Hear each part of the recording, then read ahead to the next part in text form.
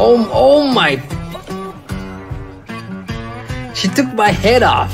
Hi. Hello. Hello. English? Hello. Anybody? Hello, everyone. I'm your father. Hello, everybody. Hello, Oh my god, I got one shot at. I got one shot at by the bird. Buddy, I'm gonna name you Gizmo. No! Gizmo! I didn't even shine my damn light.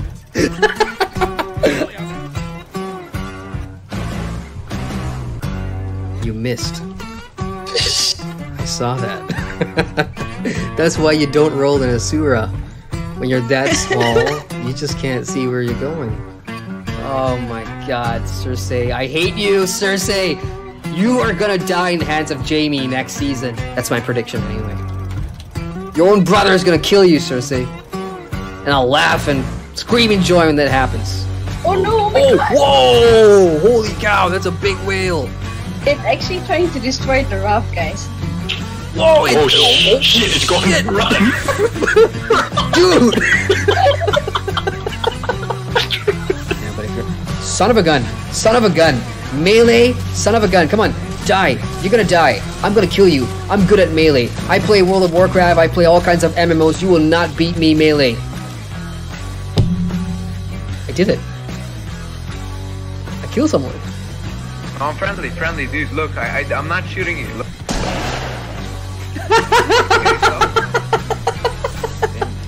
I primarily use heavy and light. Oh, Cersei Lannister! No! No! Get away from me, Cersei! Oh, you've become 3 level! Holy fuck!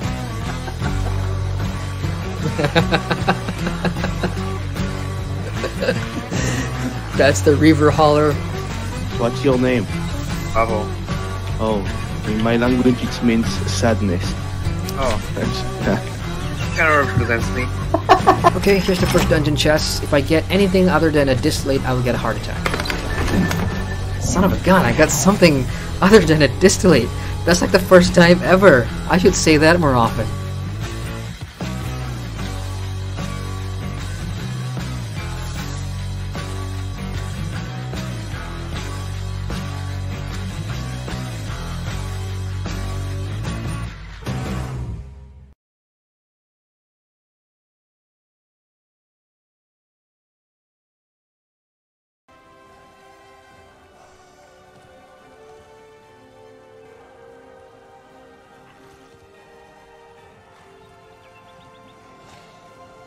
Greetings, ladies and gentlemen. Adrian here. Welcome back to the channel for another Bless Online leveling review stream. First things first, a hello to everybody in chat, and we've got a bunch of people in here.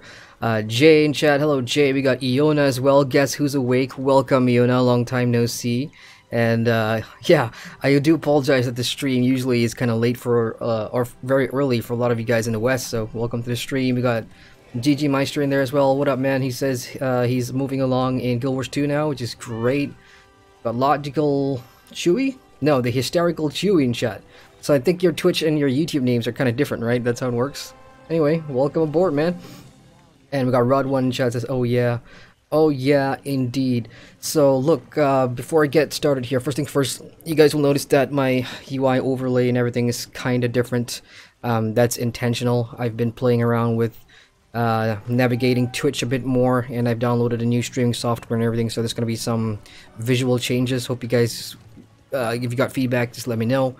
In addition to that, in terms of Bless Online, there's been so much that's been going on. Oh, where do I even start? So I guess I'll start with what I've been up to over the past week in terms of Bless. We have had multiple patches since, you know, game launched on Steam's Early Access, and a lot of the big ones that NeoWiz, the developers, have been trying to do is, of course, fix things that are broke or unplayable for many people, and to a certain extent they have, I wouldn't say succeeded in that regard, but they have tried. It's still an ongoing process. Optimization is still something I struggle with daily, even with all those fixes, OpenGL fixes, INI files fixes, they still are an issue for me. Class changes. We already talked about, you know, the DPS getting nerfed across the board, and moving forward there's going to be a lot of chain stuff that, you know, classes that complete their entire chain attacks, you know, will have more damage, whatever, so that's still being worked on. And just a bunch of things that I think I will talk more about in my post-stream vlog, because there's a lot of patches to go through. They're already bringing in, like, PvP content as well, like the Siege of something something, and PvP, something that I wanted to do this week, I haven't had a chance to, and I'll talk about that why in a sec. First things first, I need to get my daily mission done, because I haven't played Blessed today. This is my first time logging in on Sunday, so yep. Ooh, what was that? Bulldog is now following the Twitch channel. Awesome. Thank you, Bulldog. See, the thing is, people on Twitch don't know that I'm live on YouTube at the moment, because being a Twitch affiliate, you can't stream using Restream anymore, which kind of sucks. Anyway, I'm going to show you guys something real quick. I've managed to play around with upgrading gear somewhat, and I guess I'll start the stream by upgrading some gear that I have. I'm going to go to a blacksmith first and get that repaired. Checking in on chat while I make my way to the blacksmith. We got Nick Scryer in chat. Hello, Nick Scryer says, hey man, how's your Twitch test going on? Having fun streaming? And welcome to the streaming world, by the way. Jay says, oh yeah, I bought, guess who bought Jurassic World Evolution? Nice! Yeah, Jurassic World Evolution, for those that don't know, is a new Jurassic Park simulator. Just like the one that we had, I don't know, 10 years ago, 12 years ago now. But it's redone, obviously, with better graphics and everything, and I'm keeping an eye very closely on that game. Unfortunately, it costs about 250 bucks in my currency, but I'm still buying it because I'm a big Jurassic Park fan. Oh, shoot, I passed the... Okay, you know what? Screw it. Auto run. We got Elio in chat. Hello, Elio. He says, hey, Adrian, if you could only pick one MMO, would it be ESO or Guild Wars 2? Love your streams. You're my favorite. Oh, Elio, thank you very much, sir. Thank you. Appreciate that. If I could pick between ESO and Guild Wars 2, wow, right at the beginning of the stream, and you guys are already putting me on the spot. That's a hard one for me. As I said on my Guild Wars 2 stream last night on Twitch, I have a personal rotation of the top few MMOs that I play on a, you know, whenever I have downtime or whenever I'm not reviewing a game.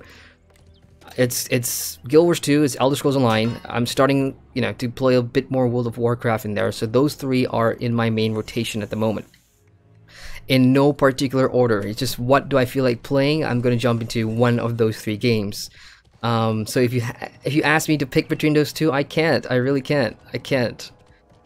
It really depends on what you want to. I mean, if you want a more, how do I say, almost a classical, you know, fantasy setting that is a bit more realistic and has a I don't even know how to classify ESO, but I would say go with ESO for that one.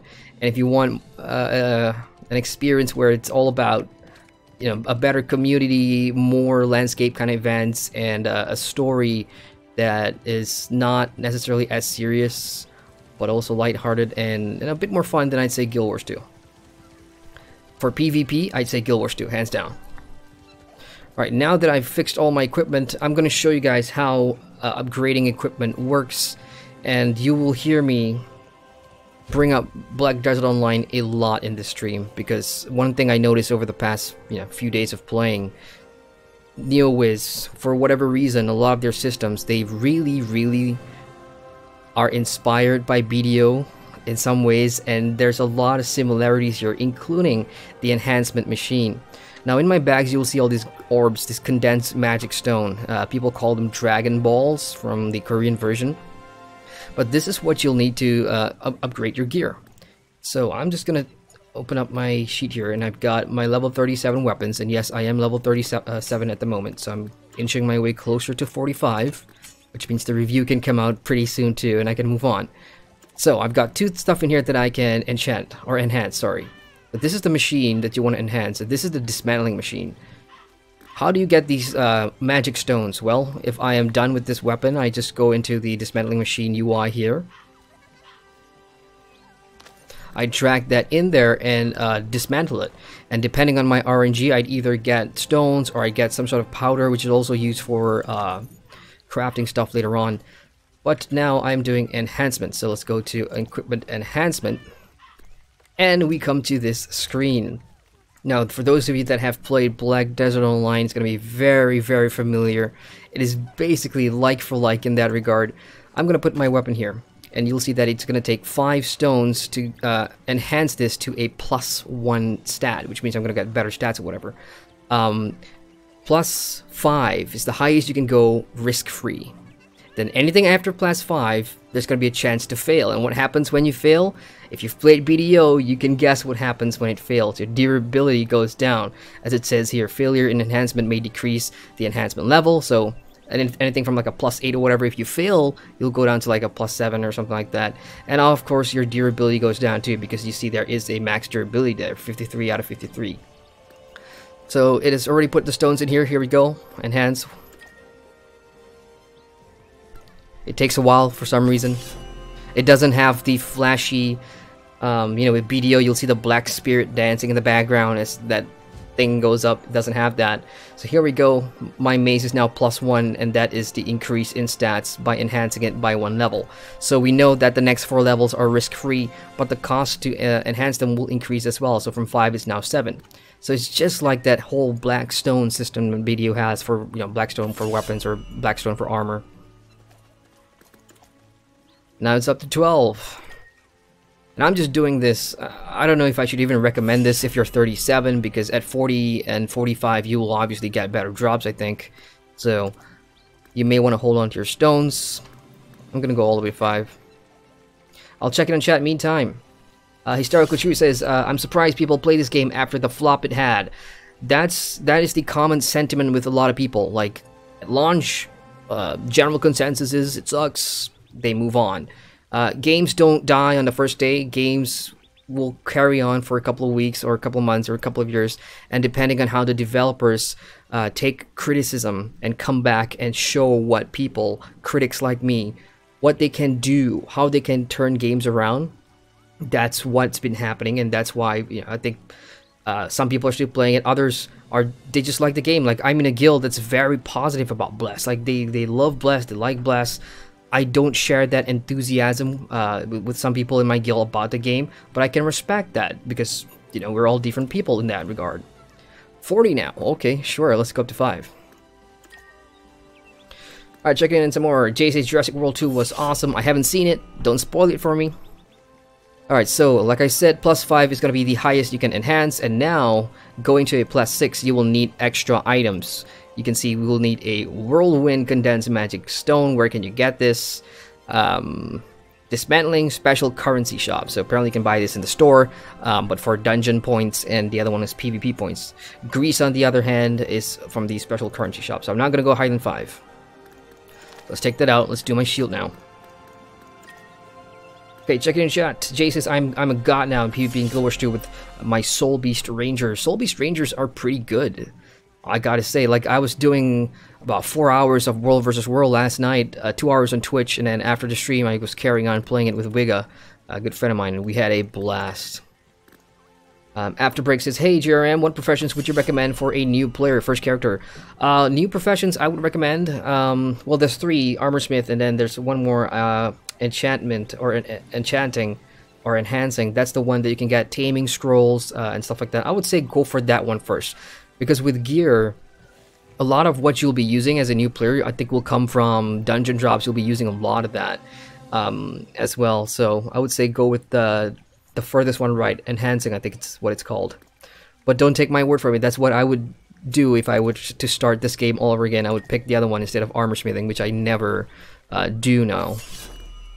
It's kind of pointless. One of the best things to do in Bless so far has been taming all those wild creatures out in the world. And for a player like me, getting your taming scrolls to tame level 35 creatures and above is going to be pretty hard. And people sell that in the auction house for good money. It costs a lot of gold.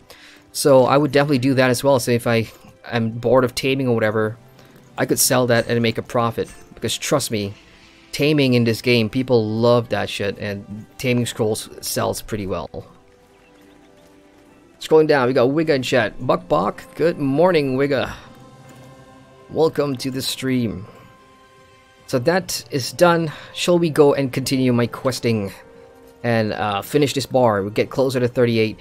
I'll just show you guys where I'm questing at the moment, and we'll talk about the questing experience as well.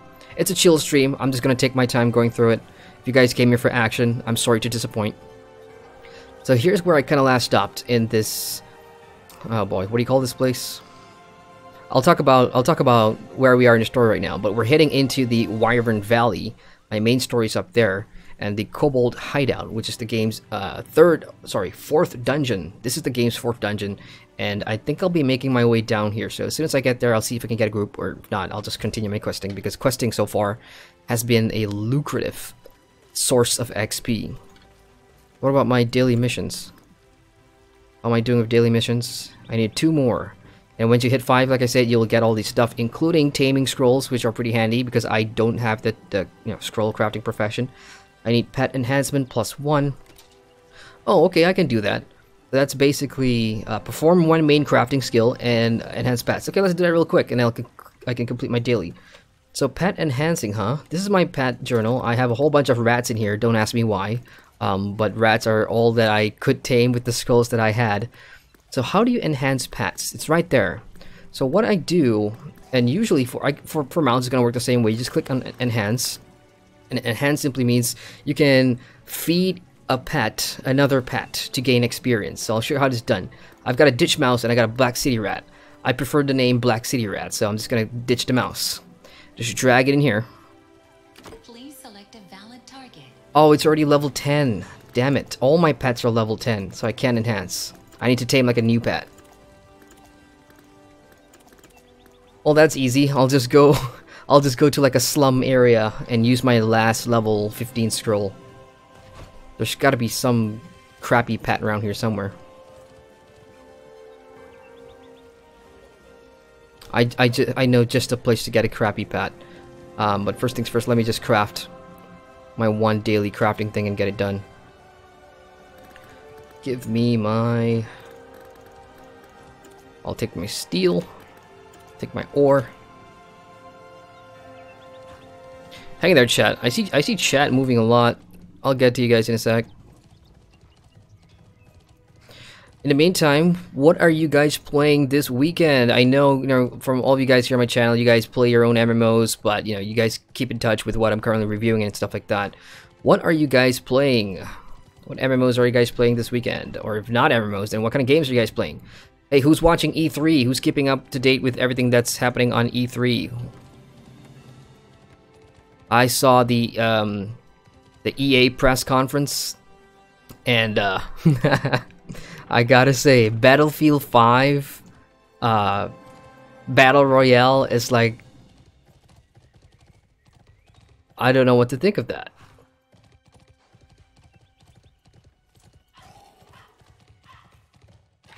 Alrighty, here we go. Let's just get this done quick.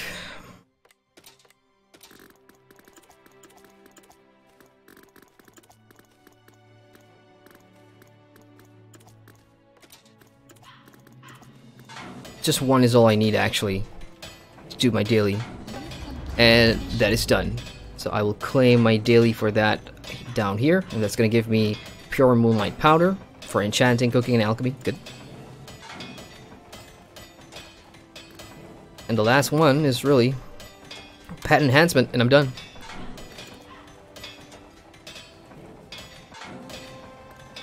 So I'll just cancel all these. I don't need the rest.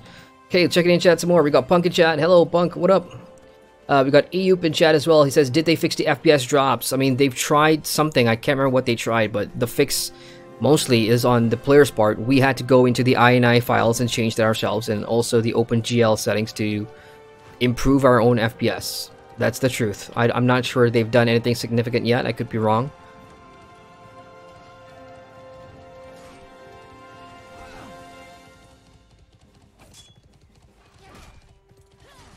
We've got Sevi in chat. Hello, Sevi. Sevi says, hi, Adrian. I was watching a stream of a good emissary today, and it seems there are still lots of issues that need to be fixed. Absolutely. Absolutely.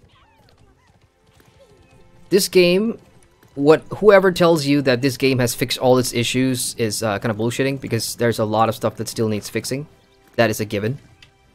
The things that they have fixed so far are things that I've actually tried out, like the leveling experience. The new player leveling experience is one of them. And here's what I'm going to do. I'm going to go to Coral Village real quick. and tame a quick pet, and then I'll take my mount and go to where I'm questing and continue my story and whatever. But yeah, there's still lots of issues. I agree with that. Bunk says, oh yeah, what are you gonna do about it? Oh guys, come on, stop this nonsense. What's going on? Rama in chat says, level berapa itu? And that simply means, what level is that? I am level 37. Level 37. And Punk says I need more Pepsi. Yeah, you guys don't cause any crap in chat, alright? Punk and Jay, I mean, it's friendly banter. These guys are from the UK, and UK people like to banter. I get that, so I would bear with their banter, guys. They're just messing around. What was your question, Punk? Rico says, taming scrolls online. I mean, to be fair, you could consider it that. I wouldn't say that's like a main attraction of Bless, but you know, a lot of people love taming. I love taming. Hell, look at this. Look at this real quick. I removed my premium costume. I got this 2 days ago, and this so far has been one of my favorite mounts ever. Ever. Because I'm riding on the shoulders of giants, literally. And he's got cool animations when you hit the space bar and everything, and this is a mount. That's a mount. So this is freaking cool. I love this. The taming here, there's, like I said, later on there's going to be dragons and other cool mounts that you can get. And I do need to level up my giant. His speed is going to be slower than the tutorial horse that they give you, because if you follow through the main story or whatever, there's going to be a series of tutorial quests. They'll teach you how to upgrade your mount, how to enhance your mount. So this is going to be a premium quality. It's not called premium. The rarity is called something else. But this is going to be the best mount that you get, your first mount, and it's going to be faster than everything else that you have, especially if it's green. But it's a good idea to keep like multiple mounts, because energy is a thing, and once you are, once your mount runs out of energy or whatever, you just swap to another one and you go again.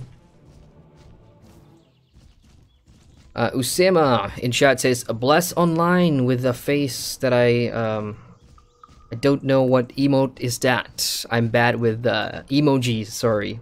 Sari says, Adrian, yoo-hoo. Yeah, sorry, look, guys, chat's moving so fast. If I don't get to your chat, I'm not ignoring you. Alright? Don't get upset. Alright, I'm gonna tame this one real quick and feed this to the other ditch mouse. Crap. I blame the FPS on that one. Okay, that's my second ditch mouse. Let me just enhance that real quick, show you how that works. So ditch mouse number 1 is here, and he's level 10. Enhance. Ditch mouse 2, level 1 is here. Please select a valid target. Okay, I'll just feed the level 10 to the level 1. There you go. So now that I put that in, that's a level 10 ditch mouse that I'm going to enhance this level 1 ditch mouse with, and that's going to give him 190 XP and take him all the way up to level 8. So, enhance. And that is done. You have completed all of your daily target missions. There you have it. You've completed all your daily missions. That's going to give me a bunch of good stuff in here. In addition to, this is what I wanted, the level 35 scroll, 35 and below. Gold ore, which you can sell for 1 gold, and then these things, which are pretty handy because you can deconstruct those and gain those orbs that I talked about. I showed you guys about enhancing. So I try and keep up with my daily quests just to get these stuff. Now let's go and continue our journey. Iana says, have to sleep, have fun everyone, and think about Realm Royale for fun. I want to see you turn into a chicken. I tried Realm Royale, Iona. That's another Battle Royale game that I tried. I mean, it's a Fortnite knockoff in a way, but it's also created by the folks that gave you Paladins. For those of you that have played Paladins, the developers created Paladins Realm Royale. I think they changed the name or whatever, but I tried it. It's pretty fun because when you die, oh come on, why can't I travel there? What the hell? Come on, Angelo, take me there.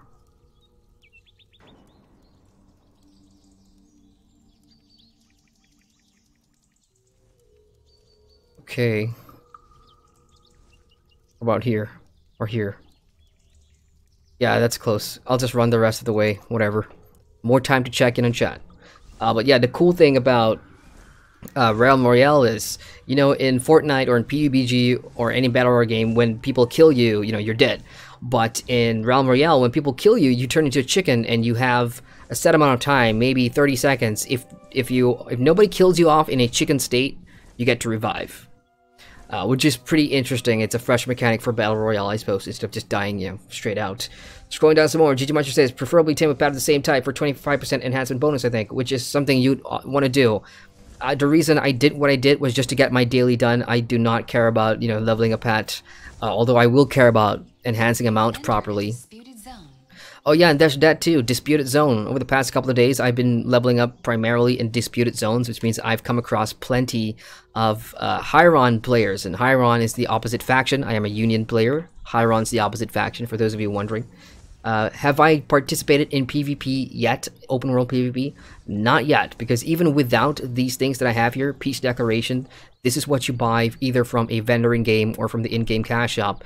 And once you've turned it on, you've got 10 minutes where nobody can attack you and you can't attack nobody.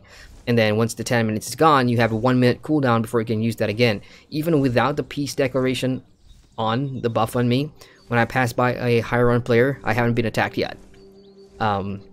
So that is interesting. But open world PvP does happen in this Disputed Zones, I guarantee you. I have been a witness to a couple, especially in strategic areas. The game's third dungeon, which is down here.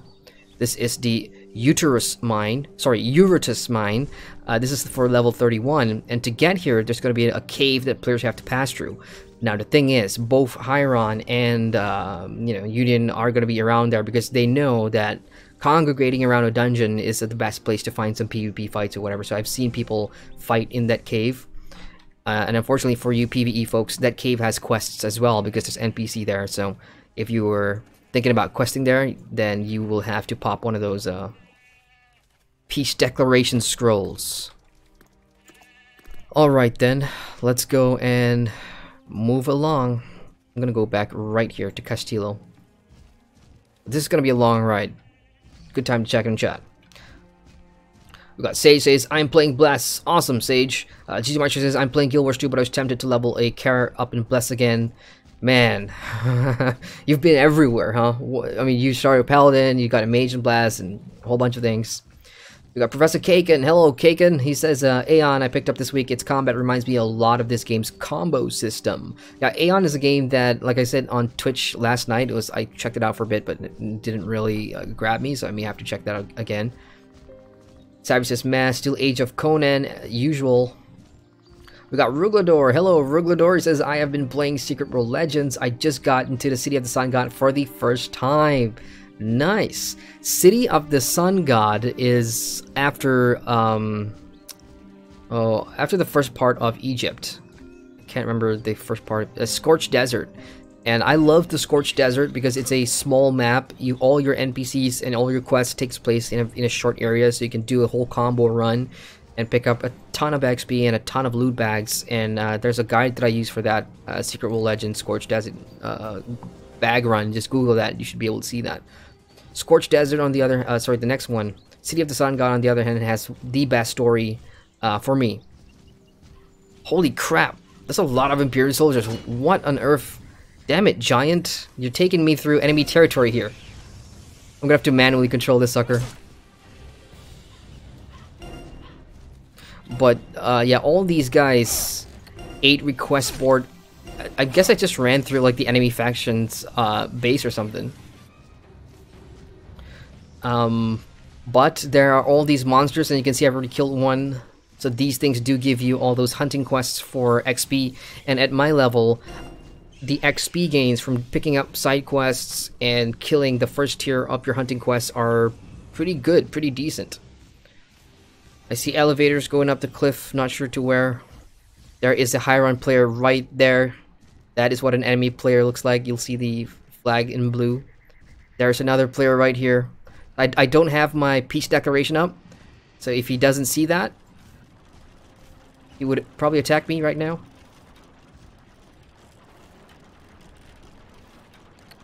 He doesn't have a Peace Declaration up as well, but he's 45. I'm 37. Yeah, I just have the potential to be ganked on this stream. So for the first hour or whatever, I'm not going to use a Peace Declaration. Let's just see if I get attacked. I see somebody running down there. That could be a good thing or a bad thing. Ooh, what's with this fog? Please tell me that's... Oh, okay, that's a Union player. Yay! I'm amongst my own people. So this valley or canyon, whatever, is pretty interesting. It's all connected with elevators or lifts.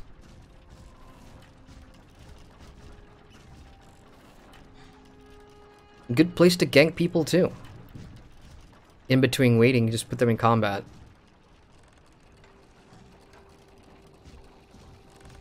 But this is annoying though. Back-to-back elevators. Just give us one elevator and we're good to go. Oh, look at that. What is that? A dinosaur bone?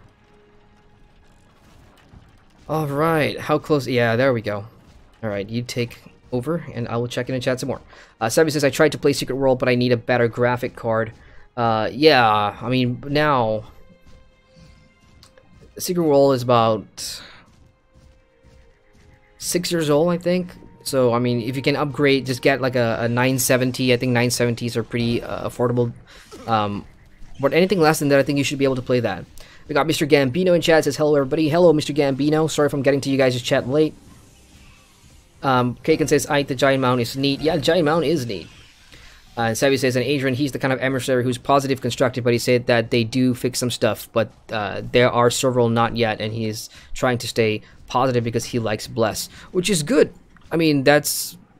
If you play an MMO, and if you decide to be a partner with a certain MMO, you obviously like the game. There's nothing wrong with that, you know? What do you got for me? Oh... He's part of a quest that I have already picked up. It's this guy that I need, Castillo. Anyway, this is one of the hubs here for the level 37 zone. This is your first quest hub as well when you get to this area. This is the entrance, the Harbati reinforcement camp going to the Wyvern Valley. And for those of you in the Union side of things, if you've been following my streams, just a brief recap on story narrative vibes. So Spezia, we know there's going to be lots of politics. We teamed up with this House of Sforza dude who made us his messenger. Turns out he is the leader of this council of political houses that leads the Union. And that council has been infiltrated. The Federation has been infiltrated by a cult called the Red Mask. And then later on there's the Third Eye. And then there's more crazy names.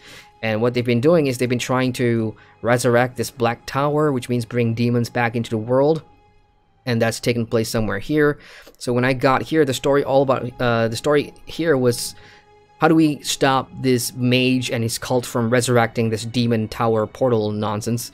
And in the surrounding camps and areas, there's going to be barbarians called the Harbati, who apparently was forest people, but you know they left to mountain people, came down and wanted to make a better life or whatever. So my job in the side quest was to learn a bit about these barbarians and try and stop this mage together. So that's done. And now the barbarians and the console, the Federation, are sending me here some more where we are going to stop this evil mage once and for all. That is the most executive summary I can give you guys about the Union landscape story so far. So that's what I'm doing here. So in this camp, we have the forward line. We've got a mix of barbarian warriors in addition to the our Union soldiers up in here as well, all fighting the good fight. These Dre, Zin, and Spectral fighters are, you know, the dead that are walking again. And at the very beginning, they didn't trust outsiders like me, but I did a couple of things, you know, pray, light these fire, incense, and whatever, and we got them on their side. So, hey presto! Now all these quests I've already picked up, so let's go ahead and do them, huh? What's the closest? 3. Defeat Red Iron Husk Scorpions. Let's go. In the meantime, check in chat some more. Punk says, name the giant Macumber. That's the thing. You can't name pets and you can't name mounts in Bless, unfortunately. So, oh well. Jay says plebs online. And Seven says PvP is fun, but he feels sorry for the player base that experience all the troubles like characters being deleted without reason. Now that is something that this is the first time I'm hearing of that. Characters being deleted for no reason. If that is actually happening, then that would suck. That would totally suck. But thank you, Savvy, for the updates. You know, for me, like, I've been so busy this past week with work, and I barely have time to level on Bless. And I barely have time to watch other streamers. Even my friends who are streamers, I don't usually have the time to watch them. So, even though I want to check out, you know, emissaries and see what they're saying, I really just don't have the time. So I do appreciate those updates, Savvy. Thank you very much. Now what I've been doing in terms of the questing is killing all these things that appear on my way. Because at level 37, even the first tier of killing all these hunting monsters, they do give you about, what, 2007 XP now? And in addition to all these side quests that you see in my log, that is a good amount of XP while you're questing. Because the dungeons now, at the moment, the dungeons are no longer... Well, you can still farm dungeons for the gear, but in terms of XP gains, I think... Oh, no. No way. I want to ride that. Okay, here we go. I'm going to tame this sucker. No! 1, 2, 3, 4. Hallelujah. I now have a giant spider. Something I've wanted since day 1. Blood apple spider level 2. I'm going to put that in my bar real quick. Oh yeah. And I didn't even kill that. So red iron scorpion, there's a lot of mobs here. If you're a solo player, you know, you could just spend like, I mean, if you want to, an hour here just killing everything, getting the XP. Or if you're in a good guild, just say, hey guys, anybody level 33 onwards doing the story in the Wyvern area want to come and group up and kill all these mobs here, because there's different species. So the ant over there is going to be one hunt. The larva is one hunt. The spider is one hunt. That's 3 species. That scorpion is a 4th, so that's 4 species. Kill them all, and the XP gains will be pretty good. And speaking of PvP, Savvy, I just want to bring up something for you guys that are wondering if I've done the PvP or not. I will say this.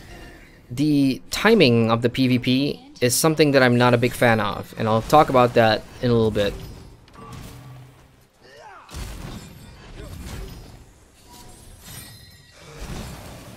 Yeah, let me get somewhere where I can talk about that. So, at level 30 is when you unlock the first PvP mode, which is Peninsula War. So you go to War here, and you'll see that Peninsula War is right there, and it's for level 30. I'm already 37, so why haven't I played it yet? Because it's only available at 3 periods of a day. And you'll see that right there. North America, in PDT times, it's 11 to 12. That's when it opens. 3 to 4 p.m. is when it's open. And 8 to 9. For me, that is 6 a.m., 11 a.m., and 2 a.m. in the morning. So there, over the past 3 days, there's just no chance for me to jump into that at all. I mean, I could do the 2 a.m. one, which is a little hard. Kind of sucks that I'm not on EU, because EU's timing would be, you know, more manageable for me when I can jump in. But right now for NA, that's what it is. 6 a.m. for me, 11 a.m., which is when I'm usually at work, and then the last one is 2 a.m. in the morning. So I need to find a time where I can do that, and then I'll have it pre-recorded in a VOD so that I can talk about that for my review. They're also working on another PvP mode, the Siege of Castra or something like that. And my thoughts about the timing thing is not a big fan. Even with Black Desert Online, which has something similar, the Red Battlefields is also like a time thing, and I just don't get it. I don't know if it's a server thing. They only made it, you know, they put a limit on when these matches can take place because of the server load or whatever. I don't know the technicalities behind why people design PvP Arena Battlegrounds to be that way. Why can't you just make the Battlegrounds available all times for whoever wants to PvP? So that way you get people who can open world PvP if they want to in disputed zones, or jump into a Battleground if they want to. So yeah, if there's anybody here that have information about that, why do we have to wait certain hours a day, you know, to queue for Battlegrounds like that? I'll admit I'm spoiled by other MMOs that doesn't have that. You just, when you want a PvP, hell, you just jump in and you PvP. I'm not complaining about the timing. I accept that. I'm a Southeast Asian playing on an American server by my choice, so the timing is totally down on me. But the practicality and the reasons behind locking your Battlegrounds in timed periods, frankly speaking, kind of stupid. Don't like that. Oh, damn it. Blood apple spiders. The thing I just tamed is the part of my objective too.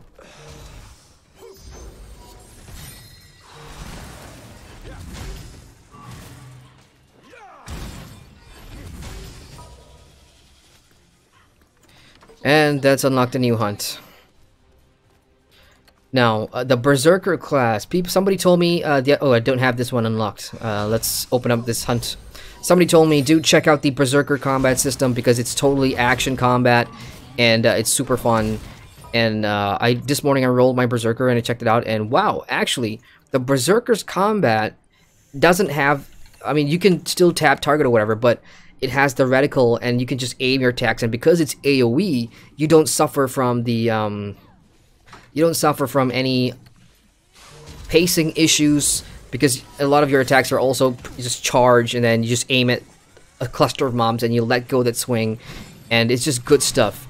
I played the Berserker for a little bit and I really like the Berserker combat, and I'm kind of wondering, you know, what would that look like if all the other classes had that style of a reticle combat that the Berserker in Blessed Online currently has.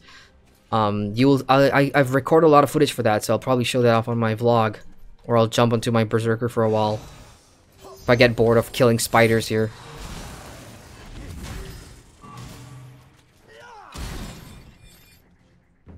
Okay, that side quest is done.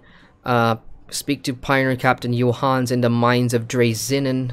Where is the mines? Okay, so we're going pretty far there. Good. Oh, actually, that's taking me closer to the Kobold hideout. So that could be pretty fun. Yeah, let's do that. Back on my giant, and we'll go talk to Captain Johans, and this is gonna help me check up on chat. Sorry, chat. I'm trying to catch up with you guys. Sage says, but the game is fun for me. How about you? Yeah, there's a part of this game that I do like. I like being in you know, the dungeon experience for me. I think kind of burned me out because I was farming that many times. But after getting to 22, I kind of stopped farming dungeons and I just played the way that I wanted to play, which is basically I'll follow the main story. When I get to a camp where I have unlocked all the side quests, I will pick them up. I will try and understand, you know, what my character's doing, what the stories. You see that right there? Mitsuki has succeeded, plus 10. Even that notification is just BDO style. You know, he wants to tell people somebody has succeeded in enhancing their weapon or whatever. I'll get to that thought in a bit, but just to answer you, yeah, there are parts of this game it's kind of fun for me at the moment. PvP, like I said, I still haven't had the chance to jump into it, and I do like casually jumping into PvP, so until I see that, I haven't really experienced Blast fully yet. Those 15v15 or 30v30, so I'll have to wait and see. Kaken says, can you feed mounts you don't like to new ones, or does it have to be the same mount to enhance? Feeding mounts only happens when your mount is out of energy, so let me just get off my giant real quick. And if I go to my giant right now, over here, you'll see that his energy bar has depleted somewhat because I've been using him, and the more you ride around with him, the more XP you gain, but the more energy you use. So all you gotta do is hit energy recovery and you will have all these basic dry feeds or whatever to get it up. So think of it as Black Desert Online's carrot for your horse or whatever. So you just hit that use button and there you go. That's how you feed your mounts. That's just for energy replenishing. In terms of enhancing, I believe you have to use the same species if you want to enhance, and enhance simply means giving it more XP. But of course, you just ride your mounts around if you want to level it up. I mean, getting from one end of the world to the other end of the world does take a while, but you could level up pretty fast that way. Moving on in chat. Sebby says, I'm hungry, go buy some food, be back in half an hour. Oh yeah, go ahead. This is a chill stream, I'm taking my time. I'm just talking about Bless, talking about MMOs, just doing my thing, showing off the game, and chatting to you guys in chat. That is what a chill stream is. And it's Sunday night. I don't want to do anything strenuous. I've had a long day. Look, I don't usually stream on Saturdays, but yesterday I had my second Guild Wars 2 giveaway stream. And that stream was about 2 hours plus. And 2 lucky winners got 800 gems for Guild Wars 2. And after that stream, I continued playing in PvP for like 2 more hours. So I ended up sleeping at 4 in the morning, which is kind of why I'm tired, I suppose. So yeah, that's why I'm like, you know, chill stream. I don't want to get into, you know, Oh, I'm 9 out of 12. You know what? Screw it. Let's kill them all. Can't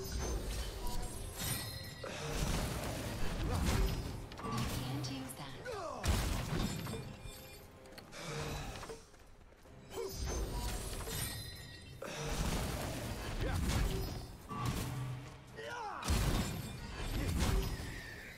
One more. Scorpion. Well, I'm sure I'll find one along the way. There it is. Can't use that.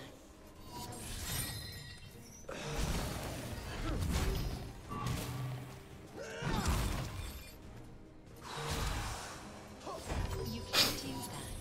One of the changes they did too was, you remember my first 2 streams where I was kind of just bitching and moaning about missing and how any miss or dodge or resist will immediately cancel your chain. I think they've patched in something like that. Now it's only, oh gosh, I forgot. I gotta bring up Steam. Yeah, they've patched something in where I think dodges no longer break your chain. I could be wrong on that one, but I do like that change.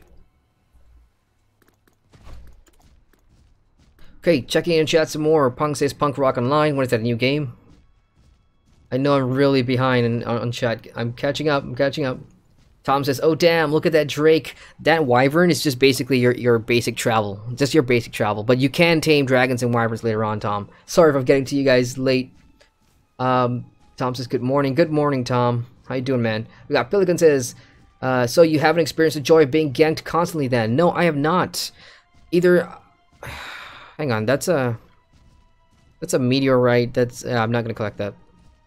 Yeah, either that the Gagato server that I'm on, the people are just very chill, or I haven't really been ganked properly yet, which I'm sure is gonna happen now that I've said it on stream. I'm sure that's gonna happen to me tonight, and I don't have my peace declaration on, so it could very well happen. Ooh, look at Pierce over here. Pierce has a really nice pet. That's like a white wolf or something. I'm sure that's going to be popular with a lot of people. Alright, Captain, what do you got? Hey, a new primer applicant. Welcome. The Johan's pioneering team is open to anyone. Both Hieron and Union are welcome. Oh, shit. So, other... Great. I see. Oh, what? That's it? Oh, this is introduction. And now we got side quests opening. So new players, you want to be careful of how you open up side quests too. Sometimes you get to a new area and you're wondering, oh shit, where's all these side quests? Usually it simply means that you're not far enough in the story or you don't have the levels unlocked. So just progress the main story for a little bit and come back and check whether or not these things pop up. But you will be able to see them on the world map too. So even now, I can see one there that I haven't done. And as soon as I'm caught up with the story, more of it will open up.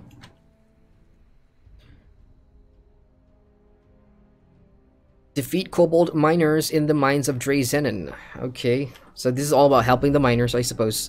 Like I said, the story is now we and the barbarians and the local populace on the Union side, we're trying to take down this mage. So here we are in this cavern here that this mage is apparently at. So, general story is we're just helping other people that are here. So these guys have a mining operation, so I'll help you with your mining operation. Collect advanced party supplies scattered around the mines. Sure thing. Gimme, gimme, gimme, because I want the XP. Use the delicate magical cup on puddles scattered around. Okay, these are just 1,000 XP, so these are not great, but doing it anyway. Yeah, this one's good. 3,004 XP. Find injured advanced guards and use the all-purpose red medicine. Sure. In terms of the quality of the side quests, look, I think you guys know where I stand on the quality of questing here in Bless so far. It's not going to be the immersive quality stuff that you'll find in other AAAs. Let's see if this Kobold Hopper gives me a hunt quest or not.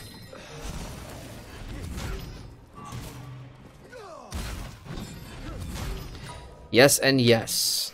17 of them. Great. Oh, I picked up an item that starts a new quest. My quest log is going to be great. Emblem of Ancient Darkness. How many side quests do I have right now? Shit. Deliver it to Captain. Okay, I can do that.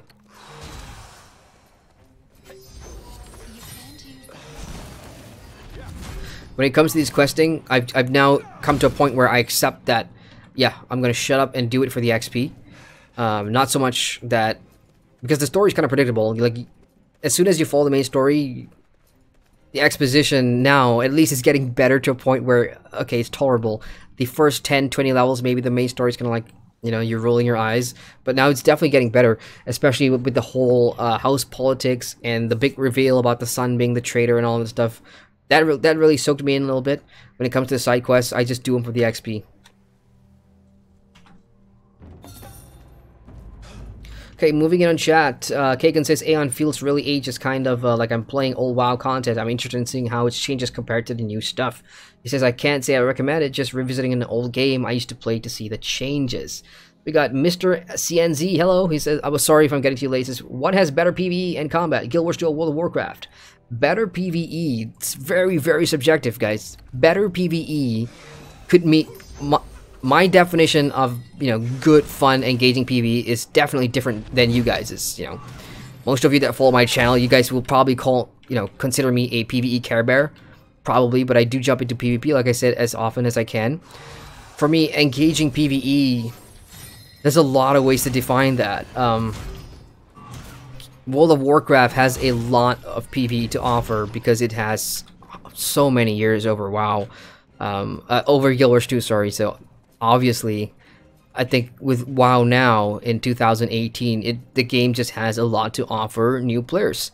You know, I still have not seen 50% of World of Warcraft because I leveled up in WoW last December as a Alliance player. I still have not been to a Horde zone. I have not played the Horde side. I've never played the Horde story. I've not been into 80% of the game's dungeons and raids.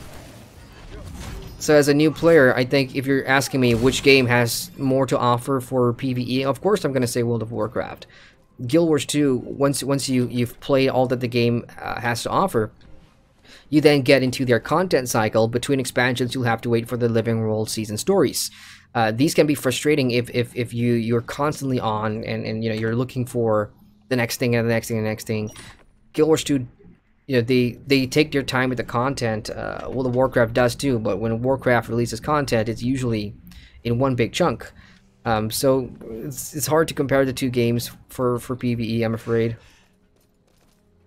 A combat system, I can answer that.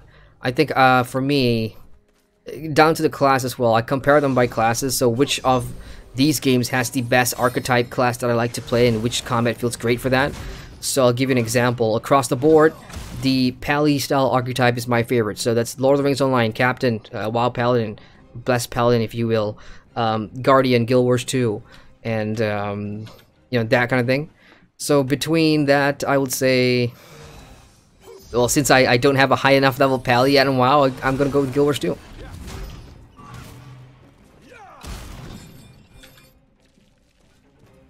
Black Desert Online's combat system is great.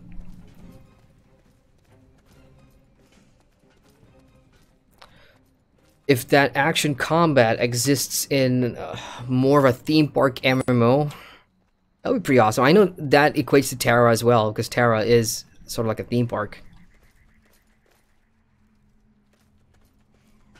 Any more injured miners in the area? No? Cool. Oh my god, it's the Ruru Brother Turban. This thing's awesome. I'll show you why. This is rare, so if you find one of these, you click on it, and this opens up a hidden resource dungeon. So in 2 minutes, how much resource can you pick up? Shit, what resource do I need? It's gonna give me 3 areas in the cave, and I can either pick you know, ores or plants and the cooking stuff, or the other one. So this is the resource dungeon, and that's gonna be ore, that's gonna be plants, and down there is gonna be, I don't know, enhancing stuff maybe. So how do you start this thing? You go to the time manager, and I'd like to gather something. So assuming if you come across these things out in the world, you already have your harvesting tools on you, which are your axe and your gathering bag. Because if you come in here without those things, then I think you can buy it from this guy. Oh, he says, I recommend Lumina for tools. It's sold at the Lumina. So he's not going to sell it. He's telling you to go to the cash shop. Don't do that. So be prepared with this stuff. I have the 30-day version because I am a premium member for a month. So let's gather something. I am ready. And there you go. 3 minutes is on the clock. This entire cave is filled with stuff. So in here is going to have a lot of stuff. How much can I gather in 2 minutes? And because my gathering isn't high level enough, so 3 seconds is my max for harvesting stuff. So I'm just going to pick up as much ore for my armor smith as possible. And even if I'm not going to be using this, I can just sell it off.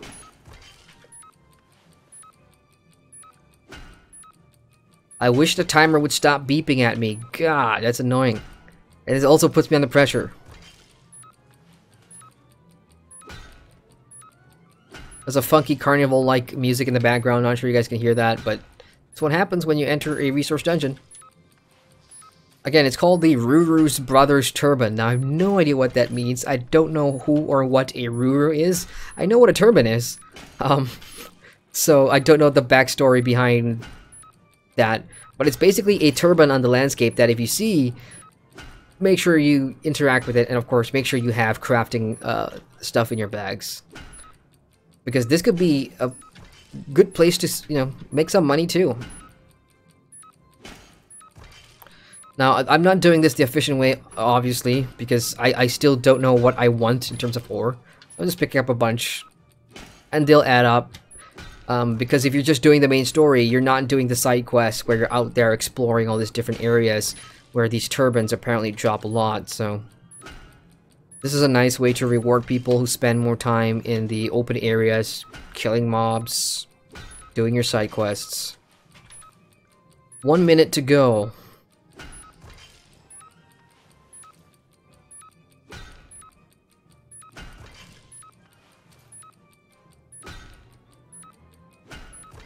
Oh gosh.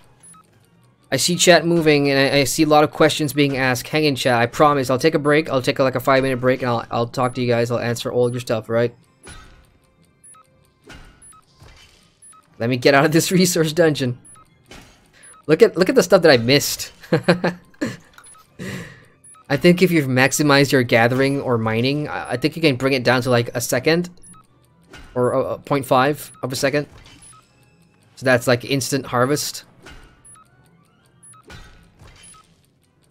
I'm just gonna go for the iron now, because I'm still on skilled, and I'm still using iron, so.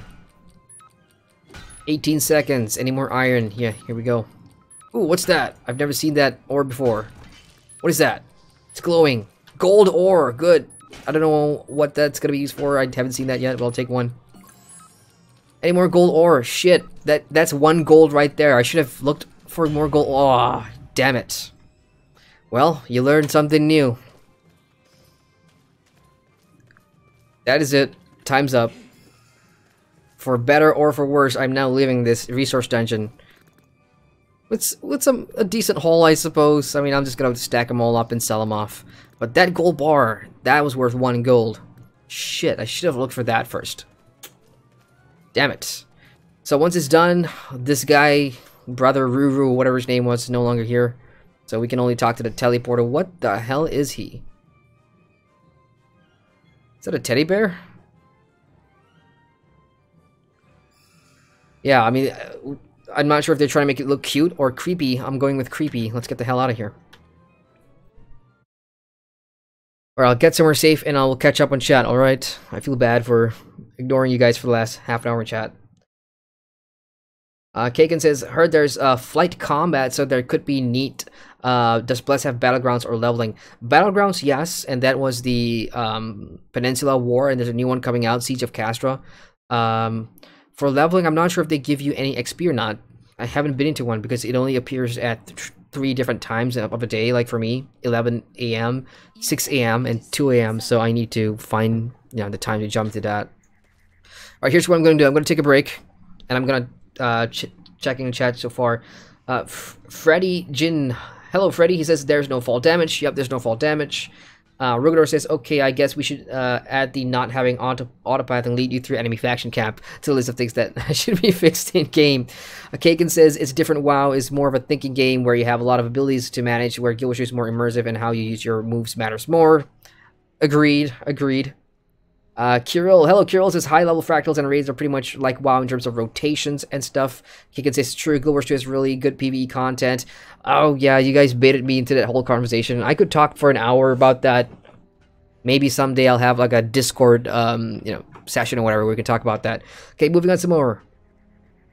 Keegan says, I've never done them, but to be honest, okay, you guys still talking about that. Okay, we got Phoenix, how do you earn Lumina in-game? So, what happens is, if you open up your store here, if you open up your exchange office, this is where you can exchange in-game currency into Lumina. This is your dungeon points. You get this for completing dungeons, daily stuff. This is, I think, this is your PvP currency, I think. I don't even know what this is called. But 20 of that equals 1 Lumina. So let's say I've got 1006, right? So I'm going to use that. And if I do all 100642, damn it. 1, 2. So that's going to give me 60 Lumina. That's how you earn Lumina in game. Otherwise, you'll have to buy it with real cash. Kirill says, nah, Dungeons & Dragons way more fun. Okay, you guys are just discussing stuff in there. Rennick in chat. Hello, Rennick says, guys, which old school MMO are still alive enough to join into them nowadays? Age of Conan, Aeon, SWTOR, or other examples. Oof. If you're looking for the most populated, like olden day or ancient MMO that's still around, all those games are still around. Even RuneScape is around, although I hear RuneScape Classic is going to be shutting down in August or something like that. But almost anything that you can think of, you want to jump in and check it out, check it out. Vega says, I want to ride that. That's a quote. Yeah, the spiders. Jeff says, how do you tame over level 15 pets and mounts? Hello, Jeff. Sorry I'm getting to you late. You're going to need scrolls, brother. So, I've got 2 scrolls on my bar right now. The first one is a lesser taming order. This is for level 15 and below. And then you will get normal taming order. This is for 35 and below. And then there's going to be a higher or superior taming order that's going to be 45 and below, I suspect. And the way you get these normal and higher is either craft them yourselves from the profession, or buy them from the auction house, or do your daily mission. So I've just done my daily mission, which actually gave me 5 of these normal taming orders. So that's how I get mine, because I'm too cheap to buy them in the auction house. Tom says, this game looks prettier and prettier like ArcAge. Very looking forward to the full review. Coming soon, brother. Coming soon. ArcAge is another game that I want to jump into, and I hope I get the chance because, with timing and schedules and everything, I'm hoping I can get into that. Okay, checking in chat some more. James says 14's PvP seems more better. Yeah, you could say that, I suppose. I mean, for me, I haven't even jumped into Blast PvP, so I can't really talk about that, honestly. So that's why I'm waiting for a day when I'm either up at 2 a.m. in the morning, or on a weekday when I don't have work at 11 a.m. Then I'll jump into this Peninsula War and see what that's all about. JVD says, I guess they want to make prime time for players to all queue in at once. Doesn't that add more stress to the server, though? Doesn't that give players more frustration if they don't get in, or if they waited all day to get into one of these Peninsula Wars and then they can't because the servers are full or whatever? It just seems counterproductive to having a battleground that way, if you ask me. I mean, there's probably good reasons for doing it. I just don't like it personally. I don't like that. James says most are playing on PvE. Ranix says same for most MMOs. Kaken says maybe they don't want super long queues because to avoid people complaining about 2-hour queues, they just let them be available at a certain time. I mean, like I said, I don't know. What servers are these games running on, honestly? I'd rather have queue times that take an hour rather than having to wait 6 hours until the next time it pops just to have a battleground PvP, but that's just me. Tom says, have they said whether or not they will return the non... they said it's on a case-by-case basis, like they're looking at that suggestion. They may do it, they may not, but the Berserker, I will say, does have a pretty fun combat system at the moment. Although the default Korean versions are all action-type combat. JVD says, is this game worth to play now? I mean, for me, my expectation of Bless on launch, was probably like a lot of people, wasn't really high, having seen what the game had to offer in the low levels. But I stuck with it, and where I'm at now, 37, with the main story. and doing all these side quests and learning my paladin some more, understanding the skills, understanding how the combat system works. For me, it's got to a point where okay, I could do this, you know, not so much of a I gotta play Blessed today, you know, that kind of thing. So Please select a valid target. I'm very close to level cap, and then the review will come out. So hang in there, hang in there. We got Duff Guy says, can you stop chill streaming and min-max please? Can I stop chill streaming and min-max please? You want me to stop streaming and min-max?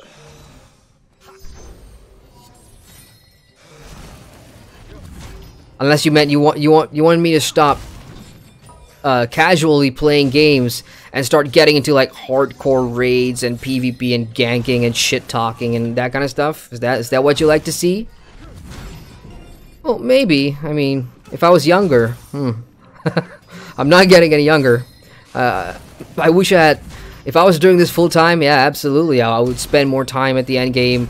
I would dedicate, I don't know, every month I'd play like 4 or 5 different MMOs all around the clock and be able to do, you know, end game stuff and raiding and PvP and talk min-max and theory craft builds and all that good stuff that some of you folks like to. Unfortunately, at this point in time, I don't have that capacity. I work 3 jobs, you know, to do what I do, and it's just I've got to sacrifice something, and yeah, so maybe in the future. No promises though, but. Look, there are other YouTubers out there, other streamers that do that probably better than I ever could, so bookmark me as a chill guy, and you guys could watch all the other folks that are more hardcore. Alright, moving on. Leon says, which server are you on? I'm on North America, Gagato. What the hell is that? I want that as a mount. Oh, let me finish off this guy first. Okay, that is an elite monster. Elite monsters, when you kill the first one, it usually opens up a hunt quest to kill 2 at once, or to you know, to get a lot of XP. I'm gonna pull this one before anybody else attacks this one. I think this is gonna be a hard fight. I could be wrong. I just hope I'm geared enough. See how fast I can take this guy down. And what people usually do is they would change their channels to farm this guy again.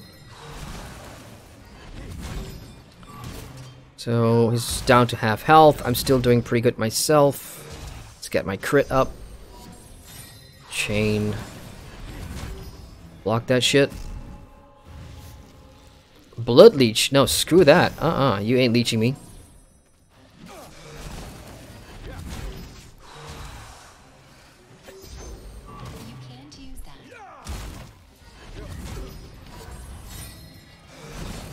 Boom.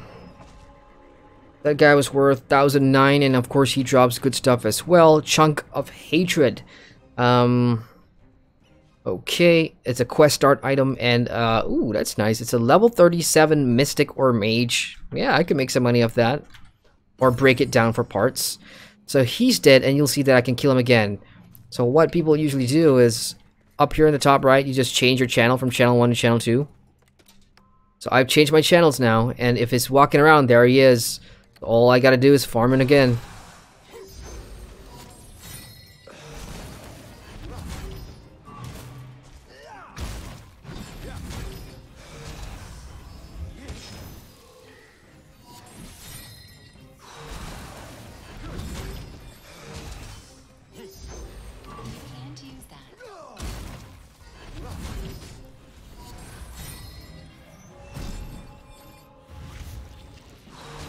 And you'll notice with the Paladin, I've stopped doing something that I used to do in the early levels, which is swapping to my second stance a lot, or my second tactic. So Paladins have 2 tactics, you know, or you can have 2 tactics equipped at any given time. Throughout my entire level 30 leveling, I had no reason to swap tactics at all, because I put all my points into the interrupt tactic, and I've been using that primarily for DPS. Of course, when I start doing group heals and everything, then I probably want to diverse that a little bit and get some heals going. So that is him done. He's now dead. That was worth 2,007 XP in total. And yippee ki yay. Let's see. These are all the elites that I've done. Where is that under? Yeah, there's gonna be a lot of mobs to kill. Hornus Valley. Ah, Wyvern Valley. Chunk of Hatred. That is him right there. Shit. I wish this was a mount, because that would be super awesome. But I did not see the taming thing there, so. And for other mobs, landscape mobs, you can click retry if you've done, you know, a stage or you've completed the entire hunt, got the XP, you can retry and do that again. So that's how, you know, you can make some decent XP throughout your raiding with a group or raid hunting as a group. For elites, though, I don't see that option. There's no retry option, so it's done. That's a level 35 elite. Yep. Okay, move on. Number 4 here. Use the delicate magical cup on puddles. So this is a puddle right here. Just gonna get rid of this guys. Alright, while I kill this guys, I'm gonna check it on chat. James says, have you encountered your first group dungeon? That would be the Eurytus mine. No, I bypassed that entirely.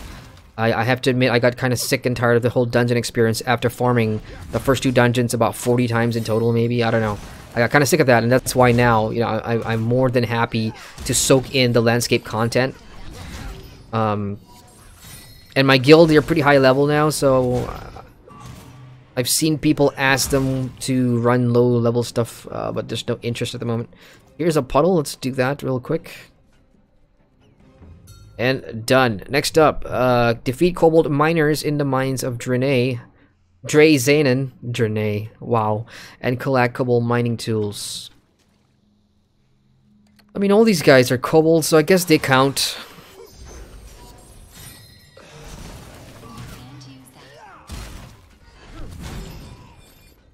Or not.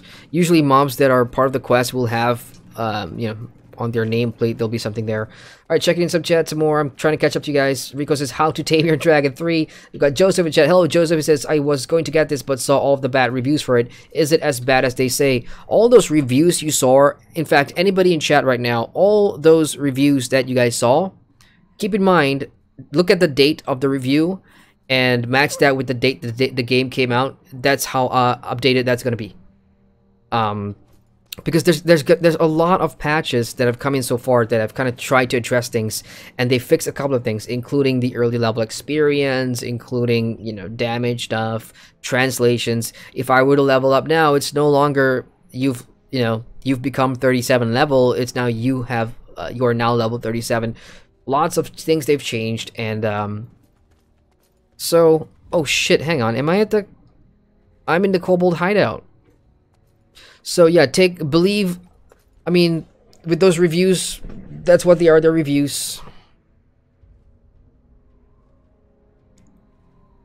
Welcome, my name is Kabini. I've been waiting for days for a man of ability here, and I hope you are just a miner searching for a boulder. Yeah, I mean, stuff like that could be improved, obviously. Like because of how poor your opening hook or your text is, I don't even want to read. I'll just skip it. In fact, I don't think you've seen me read out a lot of these side quests because I just don't care. I just want the XP. Ooh, 4,000 XP for that. Bring Tamer's Horn. Good. Next. Bring Pet Collar. 4,005. Good. Next. Bring Chieftain's Necklace. 4,005. Done. So that's 3 of the Kobold Hideout quests for this dungeon, and now there's nobody around here, so I'm probably... Let me swap to the other channel and see who's hanging about. Holy cow. I just... Back to channel 2. Oh my god. This is it. I don't have the peace declaration on me right now.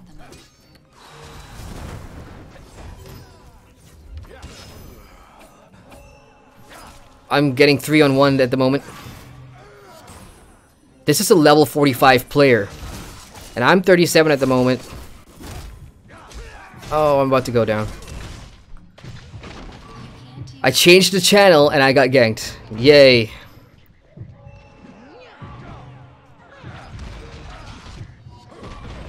Dead. Min Me has killed you. So, my first open world combat experience has been on stream number 4. This will make it into the highlights of the stream at the beginning of the streaming session. You'll see this included in there. And here's a pro tip: if you're on a channel that is empty, stay on it if you don't want to get gagged like that, or use a peace declaration scroll. So resurrecting here using your Lumina is a bad idea. Just hit soul capture, and that's gonna take you back to this guy. And if you don't want any penalties, you have to run all the way. Where did it put me? Oh, on the other side. Yeah, I'm gonna have to go all the way back. I can't change, or can I? No, never mind. I'll just res here and take the penalty anyway, so that I can check it in chat. Yeah, definitely not going back there. Freaking level 45s camping outside of 37 dungeon. I'm definitely not going in there without backup. Kyrus Wolf says, it's an Eastern MMO. Of course it's bad. That's another subjective thing. I mean, a lot of people who play a lot of Western MMOs will say Eastern games suck and vice versa. It's a personal preference. If you like a game from the East, you like a game from the East. If it's bad, be constructive about it. What about it's bad? I mean, I recently put out an MMO tropes video talking about recurring themes in Asian MMOs. A lot of people dislike those themes, and that's why they don't play Asian MMOs, whereas other people love the fact that those themes are there because that's what motivates them to try a game or to play a game, that kind of thing. So Kagan says it's early access. Don't buy it expecting a polished new game, and you should have fun. There you go. Best advice. Professor Kagan has stated. Jeff says, can you transfer a character to another more popular? Yes, you can, I think. Or no, you can't. Can you buy a transfer? No, I don't think you can. Yeah, I don't think you can transfer.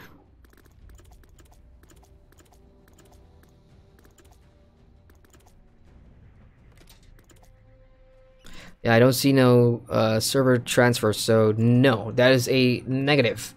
Kagan says, I think it's something you have to pay for. ggmyster says, have you got heals on your other bar now, or still 2 times DPS? Still 2 times DPS.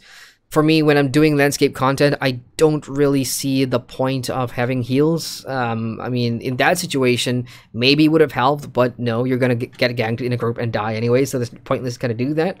We got Derbs in chat. Oh, Derbs says, hi there, you just destroyed my phone. How is your day going? Oh, hope you get a new phone, man. I mean, it's about time I changed my phone too. My phone's about 5 years old. My day's going fine. I'm pretty tired from last night's stream. Ooh, what was that? Phoenix Cypher has just subscribed to the YouTube channel. Thank you, Phoenix Cypher. I appreciate the support.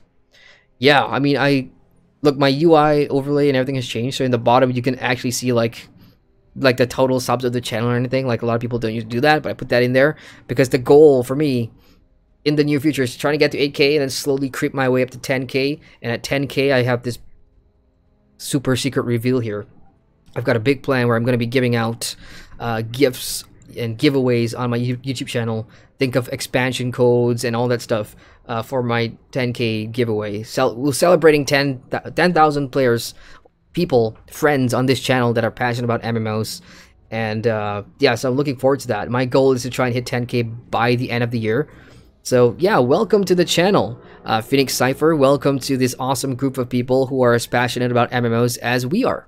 And oh, what do we got? Hakfu Quaid. Sorry if I get your name wrong, but thank you. Yeah, I'm not gonna repeat what I said to Phoenix again, but basically you heard all that, right? About the whole 10K goal, and we're gonna have a big celebration at 10K, and hopefully it'll happen by the end of the year. So thank you very much, you guys. Okay, let's get back to what Professor Kaken was saying in there. He says, WoW took 10 years to finish one faction. ggmyster says, make sure to get the gold from the turban. And like I said, I haven't been catching up on chat a lot, so I haven't really seen that. Michael Gankin is subscribed. Thank you, Michael Gankin. Appreciate that. Alright, I'm going to repeat myself again. 10,000 subs is my goal. Big giveaway. In the meantime, thank you guys so much for the support. And you'll see on my channel there's lots of discussion videos where I do discussions about MMOs and stuff from all kinds of topics. And the thing I'm trying to build here with my channel is I want to build a community. I don't want this channel just to be a person versus the audience kind of interaction. I want it to be a community. You guys have a voice. You guys have opinions. You guys are free to share that, you know, on the videos where it's all about discussions and stuff. So welcome, welcome, welcome. Mr. CNZ as well. Thank you very much, you guys. You guys are awesome. All right. Tyler says, hi, Adrian. I always enjoy your fair and thorough analysis on games that you play. Keep up the great work, man. Thank you, Tyler. Appreciate that. Thank you for dropping by. I'm so sorry I am behind on chat. I'm 20 minutes behind. Like, I have the timestamps on my chat right now, and it says you guys are, that was like 10 o'clock. It's 10:20 at the moment. So I do apologize that I'm really slow when it comes to reading chat. Okay, let's move on. We got Little Insane MD. Hello, Little Insane. He says, hey, good afternoon. Good afternoon to you too. Mr. CNC said, what MMOs are coming out this year or next are you excited for? I've got a personal list as well. First things first, I am a backer for Ashes of Creation, so I'm looking forward to jumping into Ashes, of course. There's also Crowfall, which is already... Simon? Can I call you Simon? I'm not sure how to pronounce that, but thank you very much for the support. Appreciate it. But Crowfall, I have a backer's account on Crowfall as well. And James Carden. Wow, you guys, awesome. This is great. I love that I'm... You know, that whole subscriber thing keeps interrupting when I'm trying to talk, which is excellent. It's fantastic because it's a real test to see how I can keep my cognitive thinking, making it continue and trying to stay relevant on stream, because it's not easy, I'll tell you that. But thank you very much, James. Appreciate that. But yeah, what did I say? Shit, I'm feeling hard. Crowfall. I have a backers account on Crowfall as well, and that's more PvP oriented, and I do like the look and the style of Crowfall. So as soon as I'm done with Bless, I'll probably take a little break and then I'll jump into Crowfall. Somebody on last week's stream, somebody brought up the Bluehole's MMO. Bluehole is teaming up with Kakao Games, the publisher for Black Desert Online, to release Ascent. I forgot what the thing is. Ascent something. Infinity Realm? I don't know. I could be wrong. But that looks interesting because it's steampunk, and some of the stuff that I've seen on the trailer so far has been interesting. My concern is that I'm judging Bluehole based on what PUBG is currently. You know, at the state that PUBG is in. Like, it still feels unfinished. It still feels rough around the edges, and I'm talking about PUBG. So I'm just wondering what the MMO would be like, you know. Other than that, there's Pantheon, Rise of the Fallen, there's Camelot, Unchained, there's Chronicles of Illyria. Am I missing anything?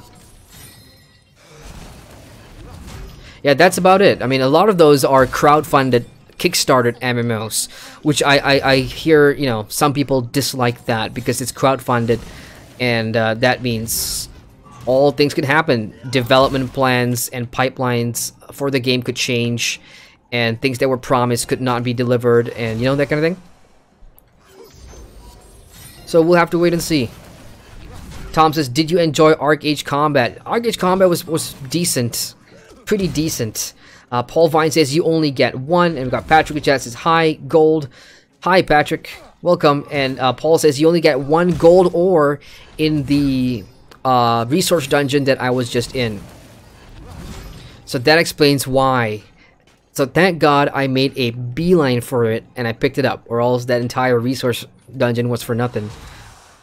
We got A. Salimov. He says, glad I got a refund, and I'm glad for you too. I mean, if you hate the game and if you really dislike what it turned out to be or whatever, and if you got your refunds, then that's good.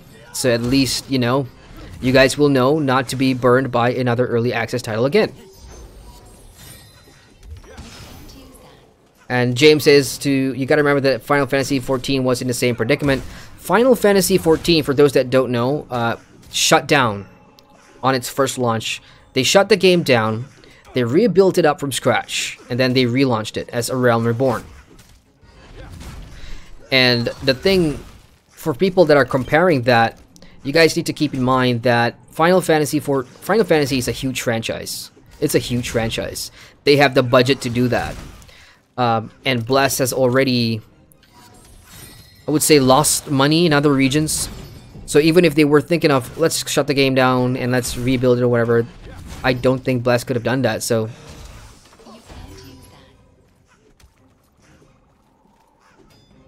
I'm just sitting here talking in that pool while all these kobolds are respawning.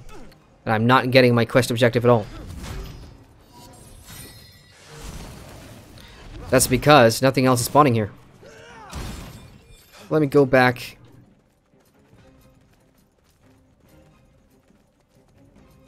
Oh, I got everything. Good. I guess I will have to come back for Kobold's Hideout with my guild someday. And by someday, I mean soon. I mean, we've got a lot of 40 pluses in here. I may ask them tomorrow or something. Because I want to try healing as well. And the thing is, as a pally, or as a player, normal player, you know, you got one tactic slot. Here, you got one tactic, so that means this is your one build or setup that you can save. And then if you want to have a second one, which is probably, for me, going to be my healing tactic, where I can respend all my points again, then I want another tactic. But to get another tactic page, you have to buy it from the store using Lumina, which I think is pretty expensive, if I'm not mistaken. Let's just take a look at that.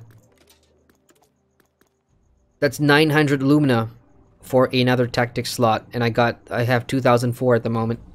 So that's probably one area where I will spend the Lumina that I got from my Founders Pack to get a new tactic slot for healing. Because DPS is obviously going to be what I'm using in the landscape, and then healing in group situations where I rolled a pally for in the first place is going to be what I need a second tactic page for. So if you play a DPS class like the Berserker or the Mage or whatever, you guys are lucky in a sense that you guys don't have to pay for another tactic slot. Whereas pallies, I suppose we have to spend that sort of money, unfortunately.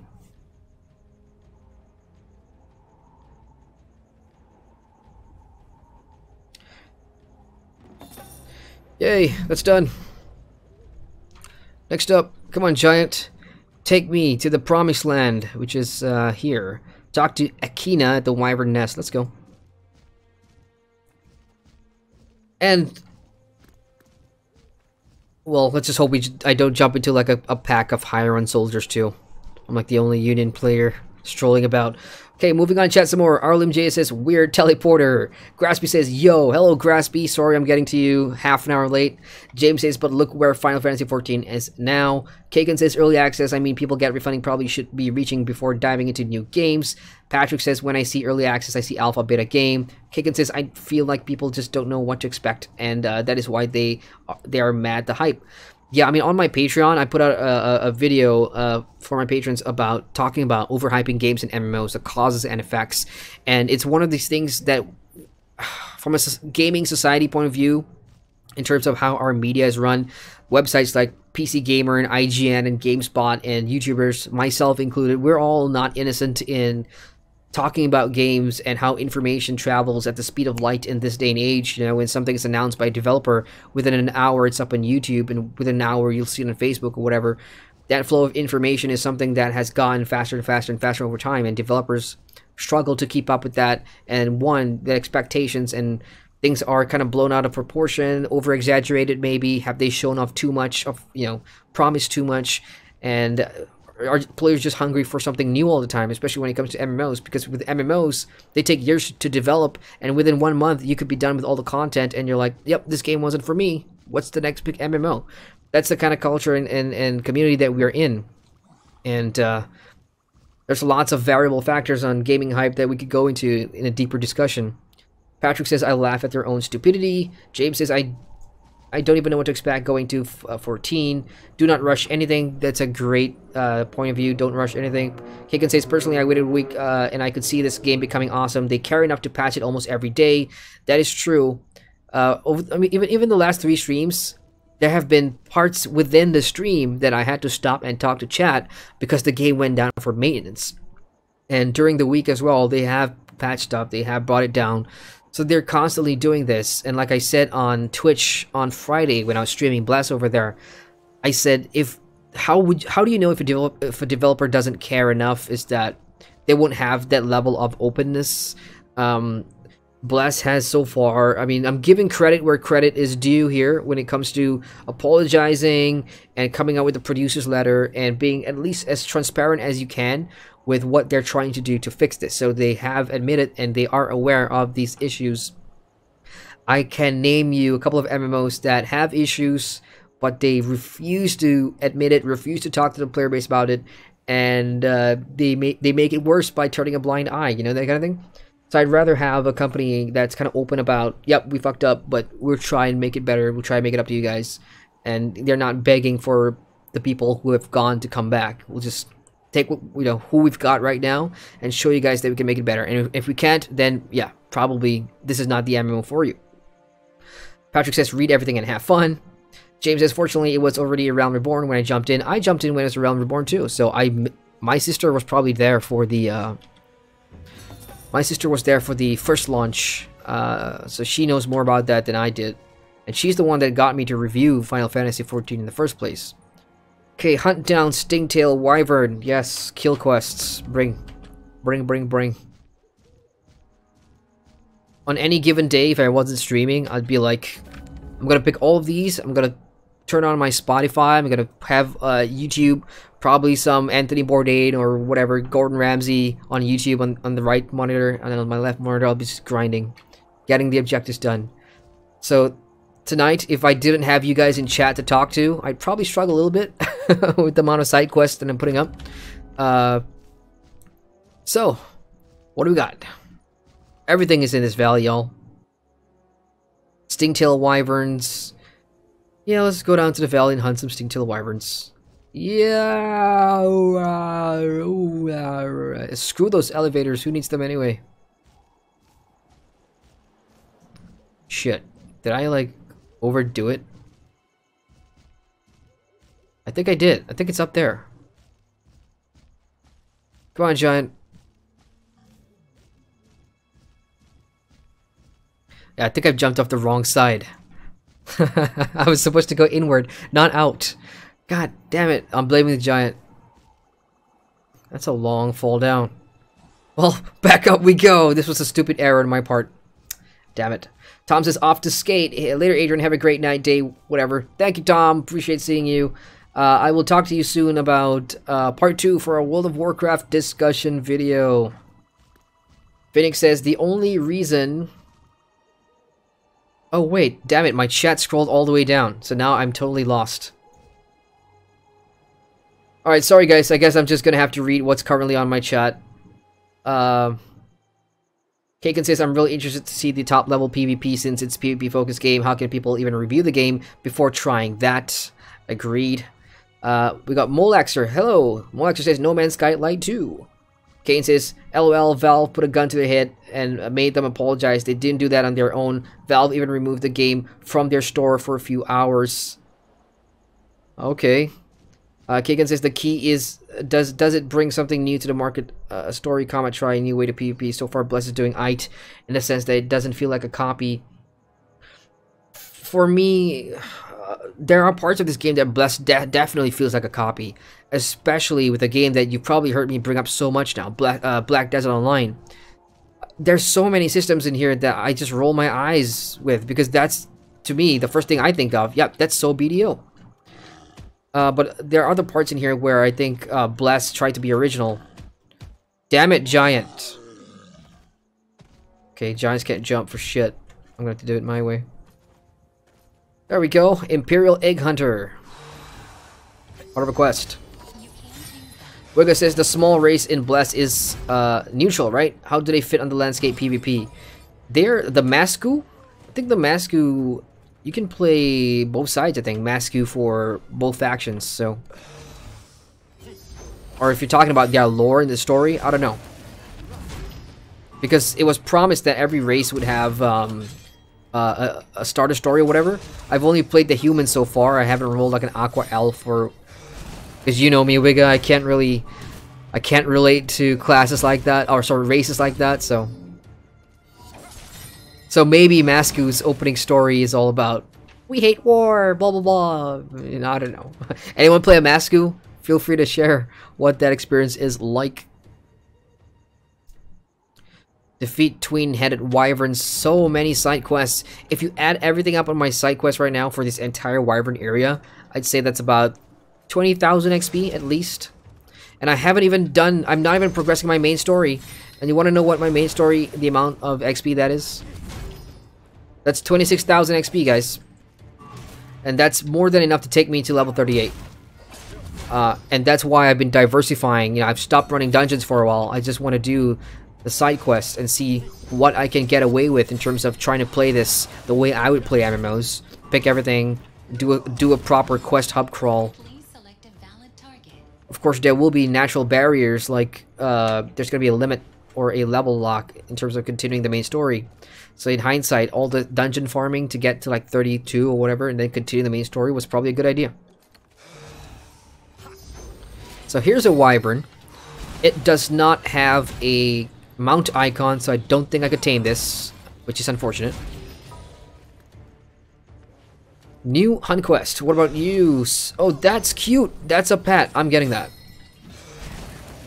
I'm going to take down Big Mama first.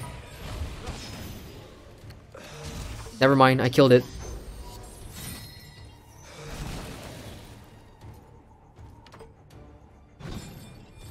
Uh-oh. Am I lagging?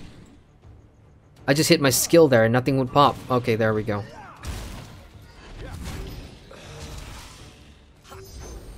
I'm facing some skill delays.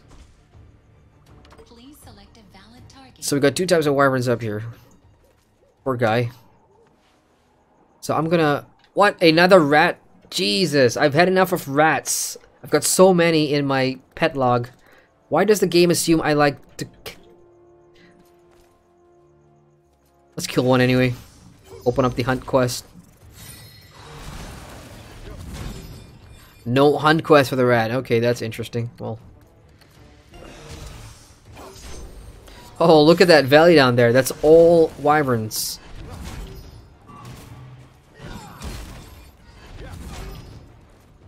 So binoculars would be great here so I can see what faction those players are.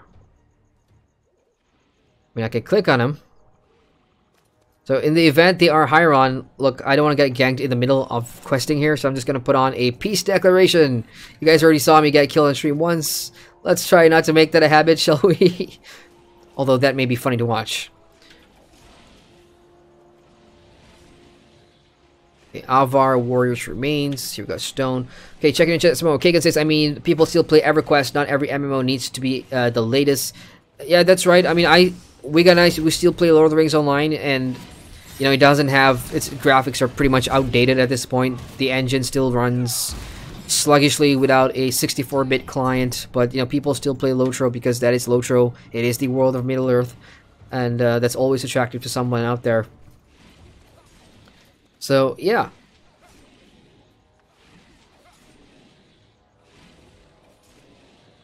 Phoenix says the reason why I'm going to buy this is because it reminds me of Riders of Icarus. That's a game that I haven't played because it's region blocked in my country, so to play that I have to use like a VPN, which is something I would not do.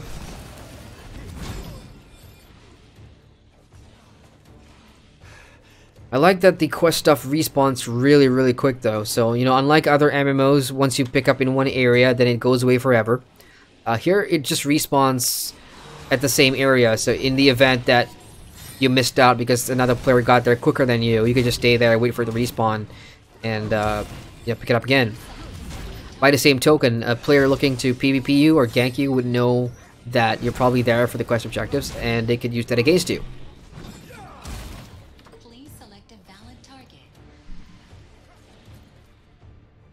Now, the smart thing to do for new players watching is to keep an eye on your chat and look for people that will give you buffs.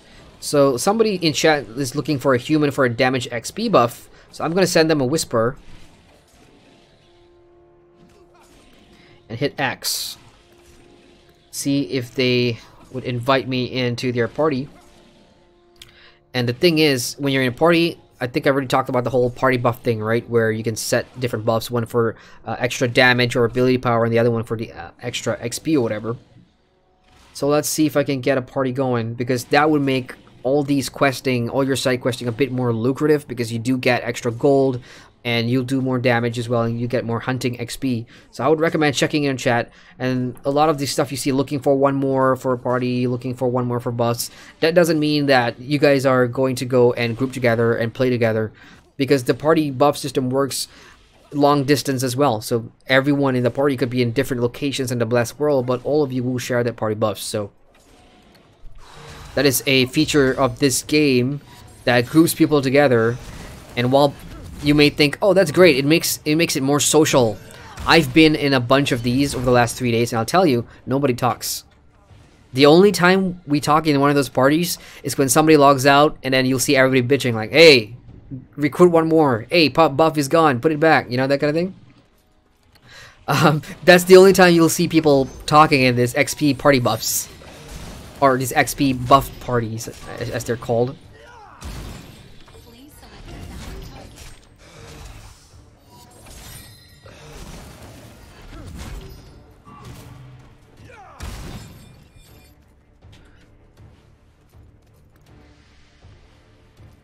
Oh, I'm a human looking for a party. Sorry. What? That's...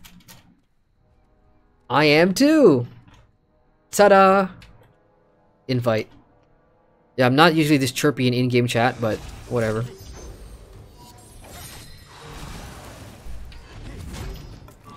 There we go. Who's a clever boy? So he's not a party leader. Well, what he would do is on the left side, which I think my chat is kind of blocking. What do you guys think of the new chat overlay too? You guys like it? And it's gonna be in the way of these things. I'm sorry, but what that would do is he can set the party combat effects right now, which I think he's probably doing. And of course, the more he recruits, so if we get a full party of 5, and if we're all human, if we're all of the same race, we'll get a bonus to that as well. So let's see if he starts pugging that or not in chat. Okay, what's number 5? Subdue Sand Wyvern Nestlings. Sand Wyvern, oh, I see him. I'm gonna have to get rid of the big one first. Looking for Elf, Musku, and Pantera for XP damage party. Yeah, so we got it going on.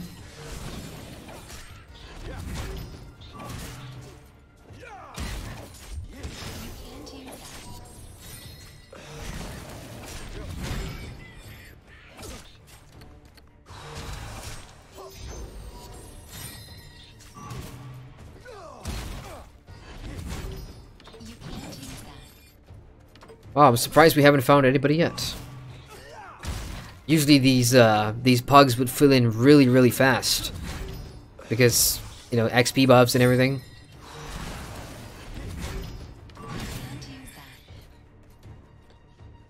Okay, let me go somewhere real quick and check it in chat. ggmyster says giants can't jump. Tom says Riders of Icarus is beautiful. Okay, bye, love you all. Bye, Tom, I'll see you soon, man. Kane said this game failed because it runs on DirectX 9 Unreal 3. Oh man, I've read you say that in like the last 3 streams. But yeah, the game is running on Unreal 3 and DirectX 9, so there are things in here that the game will probably never be able to change from a core systems gameplay point of view. So at this point, I think everybody who doesn't want to play Bless isn't playing Bless.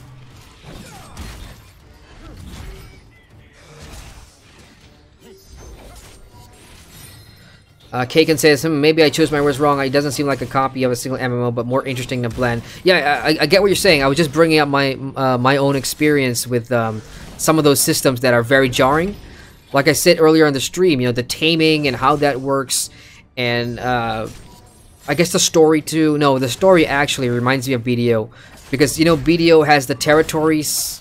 You've got your Calphion and your Balanos and your Serendia, and over here you've got a little of that politics as well.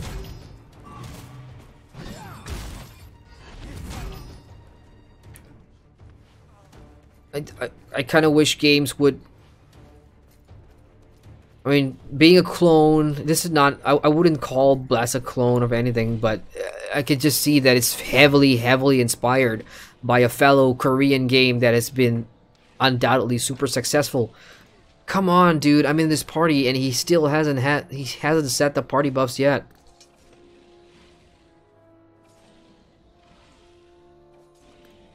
Oh well.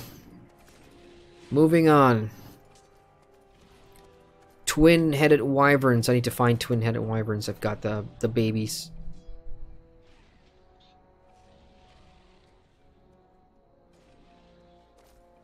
Twin-headed wyverns. Time to get on my horsey, the fast horsey. Oh, there we go, party effects! Yay! Yay! Yay! Thank you.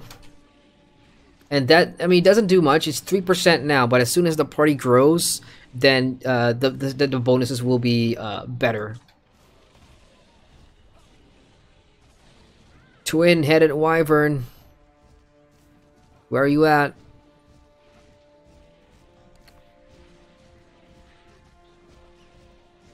I wonder if that's the elite boss, because in my quest tracker it says kill 2.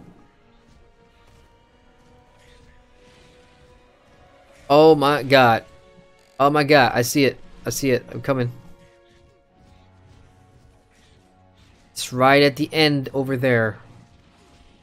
So I got 1 minute left on my peace declaration, so after that minute goes by, I will be in a 1 minute cooldown before I can toggle that again. So in that 1 minute, I could be attacked. There we go. There we go. All right, here we go. Too bad I can't tame all these stuff. This is great. Whoa, he just took a chunk out of my health. Okay, I'm standing in the red stuff, which is poor planning by me.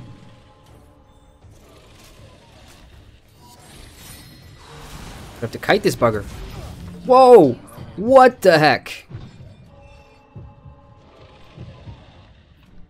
I'm pretty sure I got out of whatever puddle crap he had.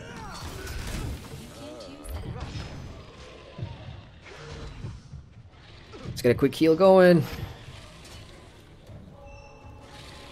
He's almost down anyway. Down. Now I've picked a fight with all these rats here, but the rats aren't attacking back. And the rat dropped gem fragments. Nice, thank you, rat. Gem fragments are what you can use to convert into class-specific gems. So every 100 of those gems... I'm still in battle mode because of that damn rat, right? Okay, come on. Let's fight rat. Okay, now that I'm out of combat, so every 100 gems, you can convert them into either sapphire, rose, or beryl, so... Those are pretty handy, but, you know, it takes a while before you get 100. I'm kind of surprised that a rat gave me one. So there's another one. I'm gonna be more prepared this time, and look out for those, puddle of fire. Okay, I'm ready. Wait, I'm just waiting for my endure cooldown to stack up to 3 again. And okay, we're good to go.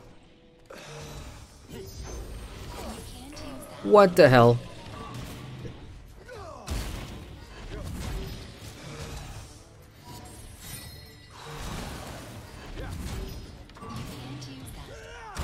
There we go. That's better. No loot though. I mean, these are elites. No loot for that. So in the meantime, I'll be killing all these wyverns in between and checking in on chat. ggmyster says, I play Mascoos because they're cute and cuddly. Kane says, what pisses me off is they never mention optimization in the fixes. Didn't they? Didn't they say that in the in their producer's letter? We got Always Silent. Hello, Always Silent. Which is surprising because now you're no longer silent. You have typed in chat. It says Masco opening is all about trading company and getting out of a shady spot. Thank you very much for saying that, because I will never roll a Masco. So it's cool to know what their starter or origin story is like. ggmyster says this game reminds me of Aeon, but the servers seem really dead compared to Aeon at launch. Well, when you get all those issues that Bless had at launch, I mean... And when did Aeon come out? Aeon came out in what? Early 10 or 11? I don't know. But today, 2018, game launches are highly publicized. More so than what it was, you know, years ago. So when there's negatives and or positives, or you know, you could hype a game up so much like No Man's Sky in today's day and age, and you know, see the consequences of that. Same thing with Blast, same thing with Monster Hunter World. You know, all these games that get coverage the way it gets coverage. Games like, can you imagine when Warcraft came out? Warcraft, how did that spread? Word of mouth, magazines, TV commercials. There wasn't such thing as, like, you know, the algorithms of content searching and marketing is so different. That also backfires for game developers, obviously.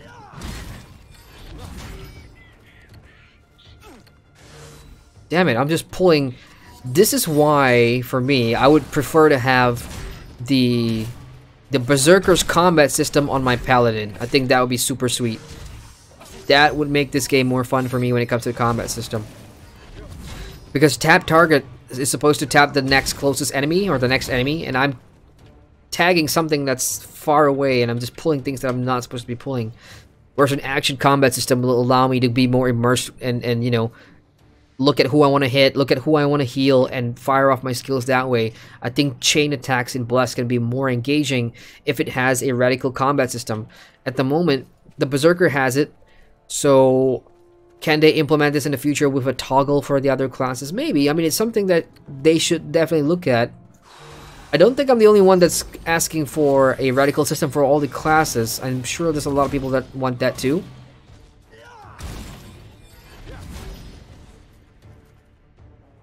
Yeah, if you play Blast, let me know what you think about that one. Action combat for all. I do remember seeing something like they're kind of working on it. I could be wrong though. Okay, moving on to chat. Kate says, why would you put a peace declaration in a PvP MMO? Because there's going to be PvE players in here that don't want to PvP. So it's just a way for them to, you know, get out of that. Because sometimes, even if you like PvP, being farmed by, you know, 4 players or 5 players if you're solo is kind of sucky. You may enjoy that, Kane, but there are lots of people who don't, I assure you. Patrick says, for PvE guys to buy from store because they want to ignore a huge part of the open world PvP. That's true, especially when you're doing side quests, you know, and you're trying to get XP, and if you don't have a group or you don't have a guild with you at the moment, nobody wants to do PvE or PvP on solo. At least I don't. I mean, if I was level 45 and, you know, I was facing a level 45 guy, somebody my own size, sure, I'd take him on. But jumping into a group of like 45s, why would I want to give them the joy of farming my ass? I mean, if you guys like getting your asses kicked, that's down to you guys, man. But don't speak for the rest of us. Yeah, I'm not gonna pull that group. Let's go up some more. Kick insists to get stuff done. Sometimes you like to choose when to engage in PvP. I don't plan on ever streaming WoW and BFA War Mode, for example, because streaming and World PvP don't mix. Yeah, everybody's got a different way of doing things. That's it. Full stop. Kagan says, try to play some EVE Online and stream it. It's a good time. EVE Online is gonna take me a while because it's so complex. I'm gonna need like a really good guide or a friend that's playing EVE to help like integrate me into it. Because without a proper support system on EVE, it's gonna be. Hang on, I need one more. I just need one more. You can't use that. One more Stingtail.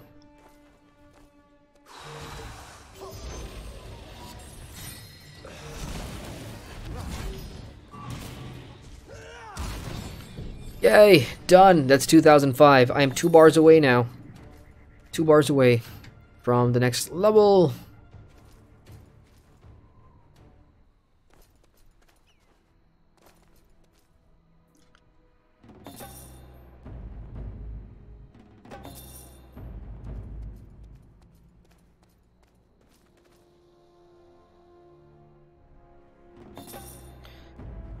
Repair my equipment, which doesn't cost a lot. That's foreseeable for everything that's damaged in there. But so far, like I've seen what happens sometimes is that when you use the blacksmith, sometimes things can go wrong. There's an RNG system when you fix your gear here, where the blacksmith will get something wrong, and then the maximum durability of your item will decrease by 1. I've had it happen to me in the early levels, like early 30s, and I was like, what the hell was that? But it does happen. Deliver the chunk of hater to Pioneer Captain Johans. Okay, good. So I got that done. Let's see, where do we need to go now? Where's Johan again? All the way back there. Well,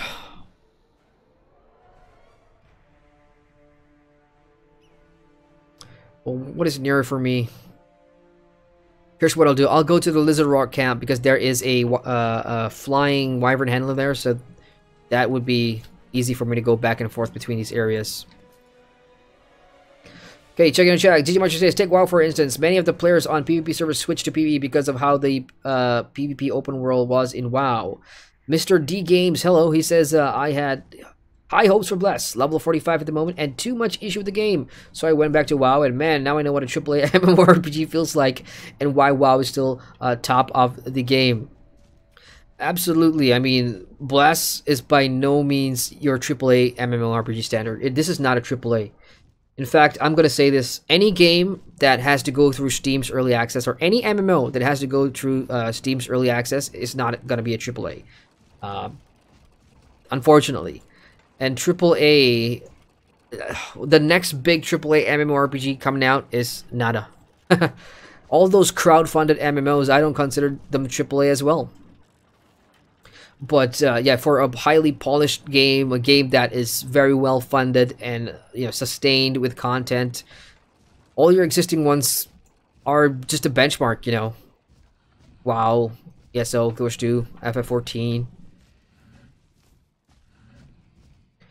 Kaken says, it's more, what is the angle of the stream? You want people who are interested in what you're doing and what your channel is about, not just stream gankers looking for tiers. Yeah, I'm not, that's not my style of play. I mean, I'm very old now, guys. I mean, I may look like a kid, but that's not the kind of thing that I like to do, ganky type PvP streams. Zergy type fights, like in World vs. World and Guild Wars 2, that's what I like, because, it's strategic, it's all about, engineering the server fights by taking keeps and everything. I mean, that's fun. That's things I like to stream on my Twitch. And on Friday Night Fights, I like jumping into battlegrounds and having a good laugh with my friends. But open world PvPing, that's not me. I'm not a big fan of that. So you probably won't see that sort of content here. If it happens to me, I'll put it on a highlight reel so that people can laugh at that. But yeah.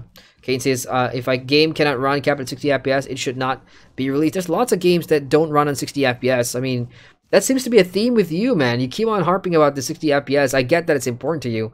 But Blast, even with the INI files and the OpenGL stuff, I've gotten like a 20% frame rate increase, but it never stays consistently at 60 FPS, which kind of annoys me. Because I am streaming on YouTube at 60 FPS, and I can never get it, to a constant 60. Which is a crappy thing, but I play other MMOs that are 30 FPS, and I have to live with that because of how old those games are. Not again. Not again. I just saw it. Ruru's Turban. You've entered a protected zone. Shit, I just saw it. You've entered a disputed Oh, zone. it's right here. You've entered a protected zone. Oh, I'm standing right on it. Okay, awesome. I'm gonna go straight for the gold. Straight for the gold. Alright, well, do the check in chat. Leon says that guy didn't even activate the party buffs. Professor Kagan says BDO has a story. Good one. And Leon says, I think he and she knew, thinks it's automatic, best to remind. Oh yeah, probably. Yeah. Yeah, I should. Let me just get what I need to get real quick. On we go. I know what the gold ore looks like. There you are, buddy.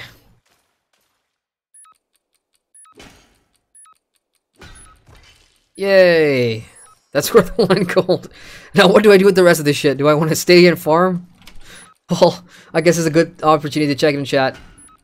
ggmyster say, if World of Warcraft was released in 2018 on Steam, it may have lost a lot of players. Exactly. I mean, the difference in time and technology pretty much dictates dictates how MMOs are being launched these days, how feedback is received, how critics, you know, and players share feedback. And Patrick says, look at bind and find target nearest enemy. Tap target does not mean it targets the nearest. iMoxie says, just imagine if Blizzard as a poor company. Funny, isn't it? Can you imagine Blizzard crowdfunding like an MMO or something? It's just things that'll never happen. Kagan says, I love to see them keep both combat systems but implement it as a toggle. Yes, that's exactly what I want. Make it toggleable for people that prefer having an action style combat, so that in the event that we get bored of something, then we can go back to like a tap target system. Kane says, if you don't like PvP, don't buy a PvP MMO.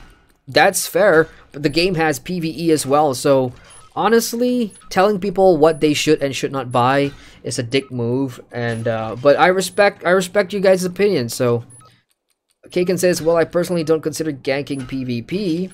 So what do you consider that then?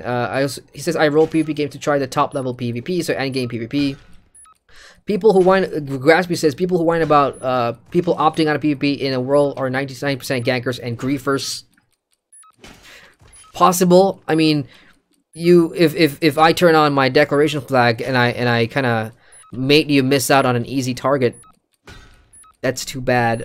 And if I get ganked because I didn't use it, that's too bad either. That's just the MMO landscape for PvPs. You know, you take it or leave it. Kane says, what made World of Warcraft PvP so great is that WoW didn't have peace declarations. WoW has PvE and PvP servers, dude. Bless doesn't have PvE or PvP servers, so that's why the declaration exists.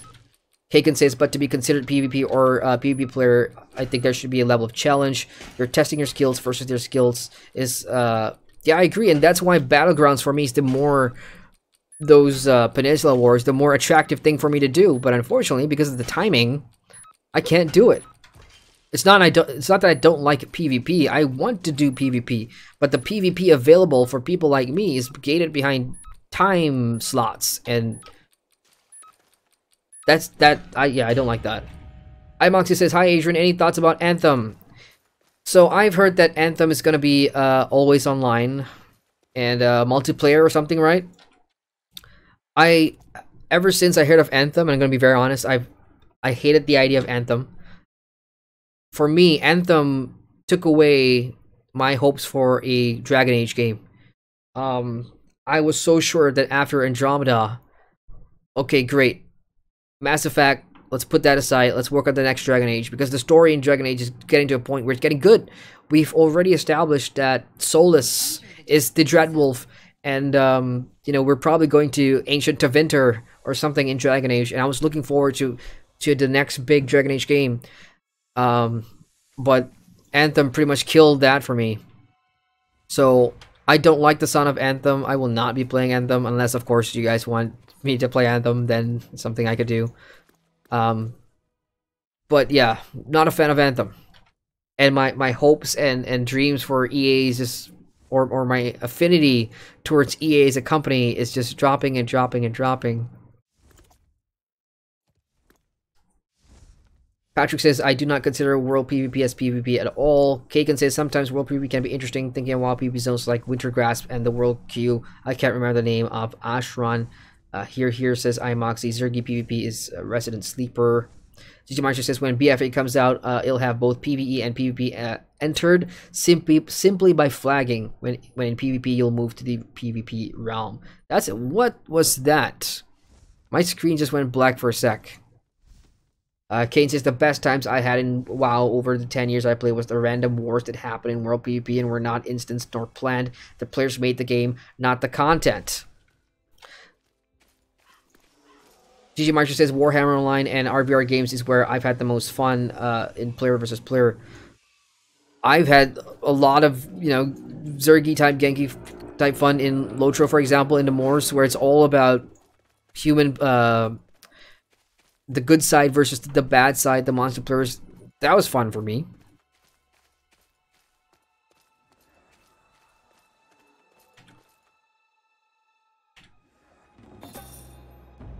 Half a bar away.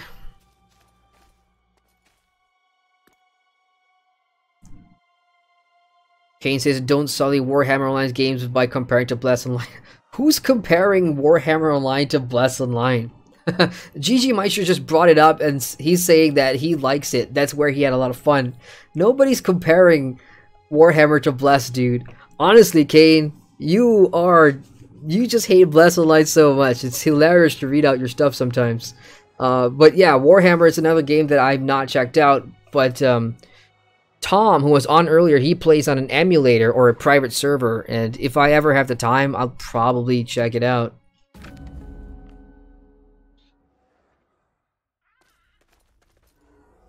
So what was that quest all about? Just talk to random people?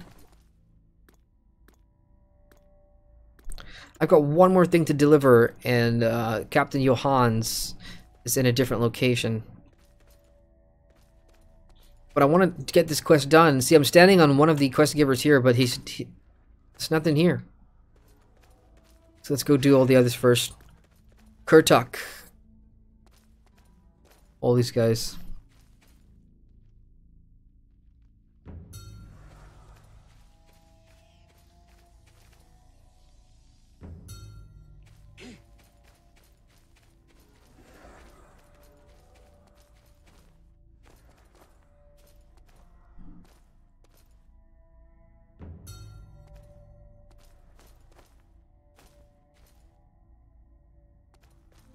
One guy left. Talk to Kurtuk. And you know what the shitty part is? There's no Kurtuk. Like I'm following my minimap right now. Look at the number 6 icon, top right. There's supposed to be an NPC right here called Kurtuk. And he's not here. So I cannot do this quest. And this is worth 2000 XP. So we still have buggy crap in here. Well then. Drop the quest.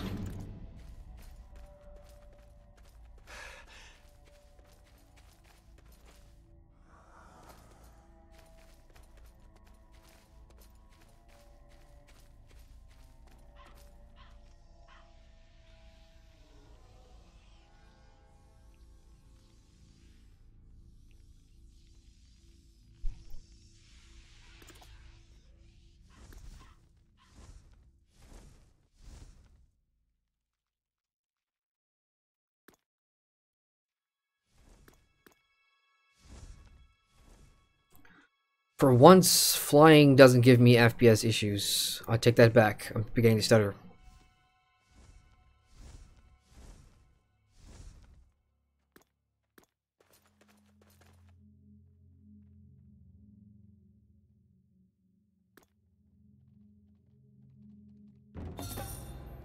Oh, half a bar away. Not even half. 99%. Like 10 monster kills would probably do it.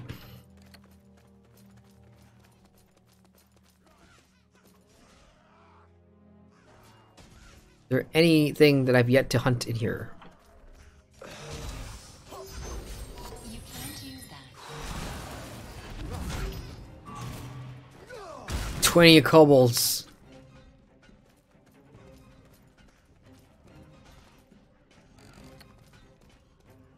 I did see a dragon flying around. I wonder if that's a player's pet or something.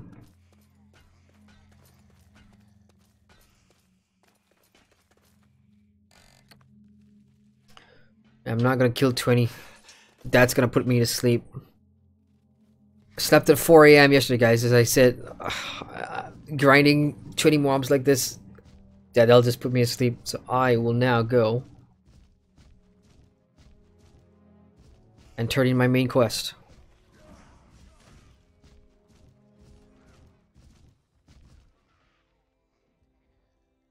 Lonely Cliff Camp is, yeah, it's very nearby to the main story, so let's go do that. Oh, actually, equipment dismantling machine. Oh yes, yeah, I did pick up some stuff that are crappy or in terms of points and everything, so I can just deconstruct that on the spot. See if I can get orbs. Yay, that's one orb for upgrade. I'm never gonna use all this stuff, and I'm not gonna sell it, so got powder instead. And this one though, this mage weapon, I'm probably gonna sell that. I can probably 2 gold worth or something. Well, gold is still gold. I'll take gold any day. Take me to... Damn it, Lizard Rock Camp has a tutorial. Fine, take me to Lizard Rock Camp since it's nearby anyway. Hey, check it in chat in the meantime. James says, as they say, you shouldn't hate a game just for the sake of hating it. You should form your own opinion by playing the game yourselves, guys. I couldn't agree more. I mean, for me, I'm playing the game as it's an avenue for new players to watch and try and figure out how things have changed, and then the review obviously is the review. You know, for me, it's all about trying to show what the value is it worth the money and all that kind of stuff. That's up for you guys, you know. But at the same time, like I said so many times before, there's no substitute for jumping into the game yourself. It's always trickier. It's easier said than done in that regard, because if it's a free-to-play game, I will highly endorse that. Go play the game for yourselves instead of, you know. But when it's a game like Bless, where, you know, it's a buy-to-play game or whatever, then you obviously have to take more into consideration and watch it for yourselves. But yeah, James says, or complaining or comparing it when you don't know what's in store for Bless. I mean, there's been a couple of people I know of that have watched Bless videos that never bought the game, that are telling me, you know, giving me crap for covering it, and I'm like, it's okay. I mean, everybody's entitled to their opinion, and I don't want to, you know, crap on their opinion, because it is their opinion. Alright, so I have a tutorial for anima here, and it's called Trial Companion Anima. Now, this has been in my quest log for days now, and I have no idea what this is, so I guess now it's the time to find out. Let's open up my quest log, go under Guide Quests, and it'll be highlighted. There we go, Anima 1. Let's read this. You can transform your anima via anima on the menu. Right-click the anima item, which you're required to register it on the transformation window, and press the transformation button. You'll acquire a companion randomly. Oh, you'll acquire a companion randomly when transformation is successful, and you'll get anima fragments when transformation fails. I don't like all this RNG upgrade shit. I really don't. Hate all this RNG nonsense. Anima items have a chance of being obtained through taming or crafted with anima shards using enchanting skill. I got none of that, so let's just talk to Matt here. Is taming difficult for you? There are ways to get companions other than taming. Anima transformation, for example. Have you encountered something called anima while training? No. Anima can be acquired through taming. Okay, never mind. Transformation is done in the anima window. Okay, I'll give you some so you can try anima transformation. Which companion will come out? I'm looking forward to it. Okay, so it appears that if you don't have scrolls, or if you're trying to get a new companion without scrolls, apparently you can via these anima things. It's a game of RNG, I suppose. Let's go give it a go. So claim reward, this is how you get your tutorial items.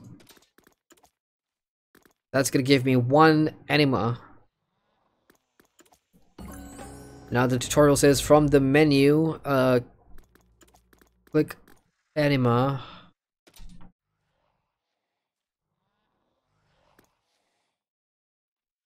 From the menu, left click to open the anima opener. Okay, anima, alright. Anima opener right here.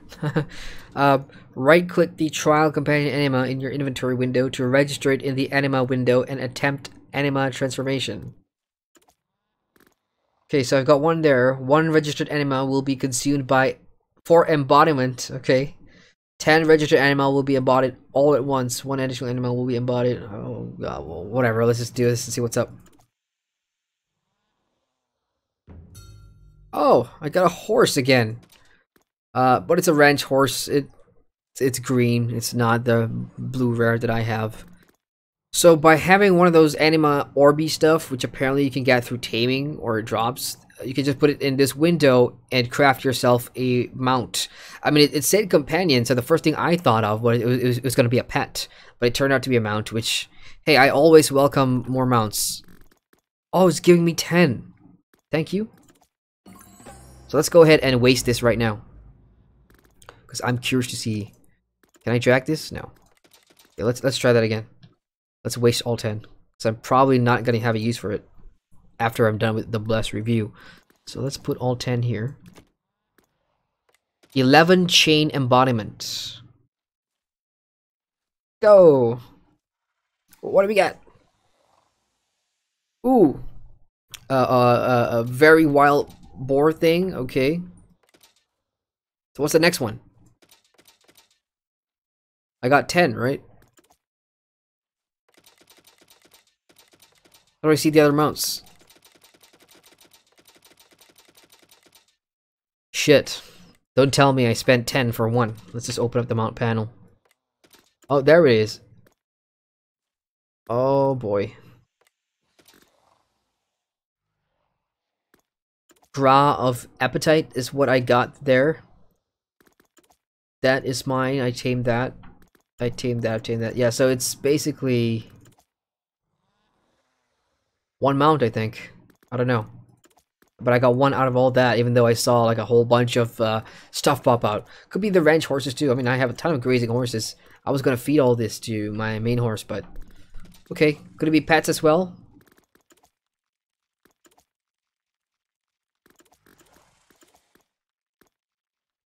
Probably. I mean, these are level 1, and I don't remember taming this one. So it's a combination of pets and mounts, I suppose. That's how it works.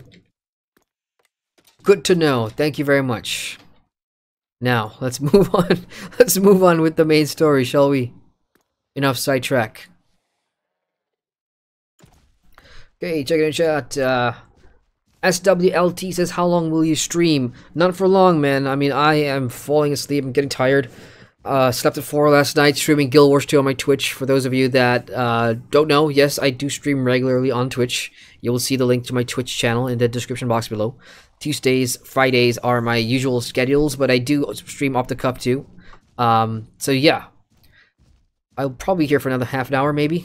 Once I hit level 38, then I could be at peace, because that means next week onwards, I can waste more time in here, try to get the cap, try and get video footages of all the things that I haven't done yet, PvP, more guild stuff.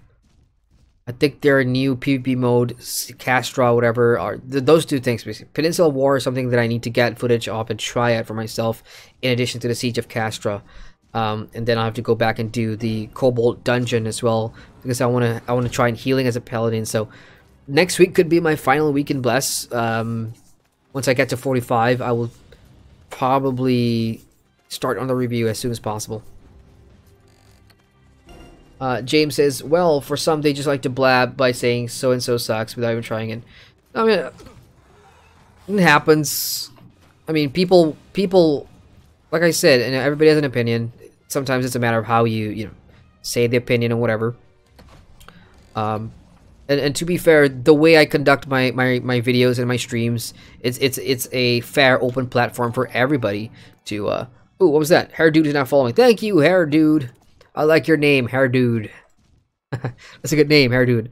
But yeah, my streams or whatever, it's a good platform for you to get your opinion out, and so somebody has only one opinion and keeps saying that opinion over and over again, that's their prerogative. I'm not going to stop them. Savvy says, back. Welcome back. By the way, Adrian, have you heard of Beyond Good and Evil? Probably released end of 2019. Yes, Beyond Good and Evil. My sister loves Beyond Good and Evil. She used to play the game a lot, and as a kid, I would watch her play that game a lot. Not as excited as she is for that game. So yeah, that's good.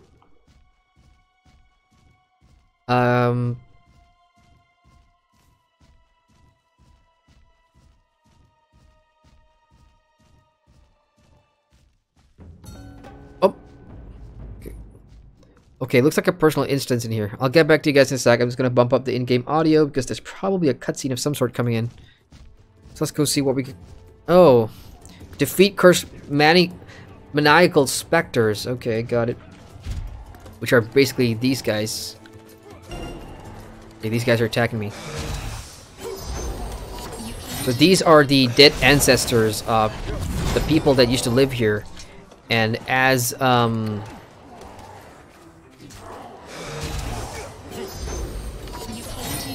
as the hero on this side of the spectrum, we're trying to talk to a really old barbaric or the barbarian person who was the last one to stop this evil tower from being resurrected.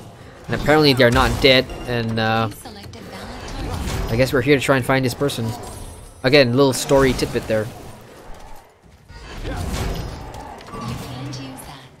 Oh crap, I just realized I'm still in that party with that other player. And the other player haven't done the life effect yet. I'll probably let them know what's what after the after I get this done.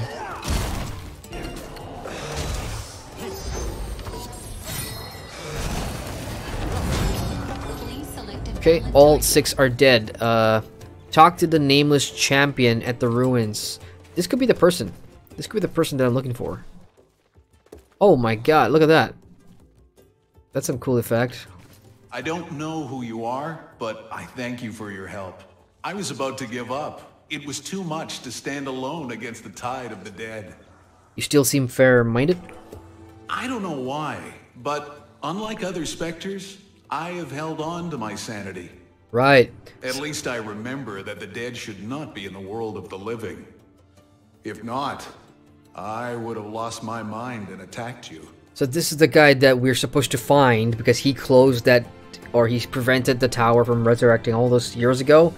When the story told me that he was dead, I expected we were going to revive him himself, but okay, he's a spirit, that makes sense. A Harith? I feel that I knew that name once. But now I don't even remember who I was before. So logically it's him. I don't even know if I was on the Imperial side or fighting against them. I suppose. But how do you think I can find my weapon among the countless others around here? If I think back to the last moments, all was confusion on that battlefield. The only thing I remember clearly is that I was crippled. It is true, but I considered it more like a badge of honor during my lifetime. My companions gave me a nickname. I liked it, and engraved it on my weapon. That could be the clue you need to find it. If you could find it, I would be able to aid you as well. But I'm afraid that I might be asking a lot of you, and ultimately it may be all for nothing. I should tell you there is no guarantee. If it is your will, I'll try looking around this area. But don't expect too much from me. It's been hundreds of years. Things have changed. Entered a disputed zone. Okay, so I guess we've just found the dude who was from that era. I mean, we don't know if this is the guy that we're looking for or not. But it's a start. And I guess I'm gonna have to get the champion's armor. Oh look, more side quests. When I first got here, you guys didn't see any side quests pop up whatsoever. That's why it says a new player, it's important to keep your main story up to date. So that every new area that you go to do the main story, you will get all these side quests popping up, which is great for supplementary XP. Especially, you know, if you can't find a group or if the server's off hours and there's no one around that's pugging it or whatever. You're not in a guild. Ruin horned lizards? I can do that. In fact, I may just ding doing that. Gather fresh blood from horned lizards. Yeah, cool. There's like lizards right down here. Lizard. You can't use that.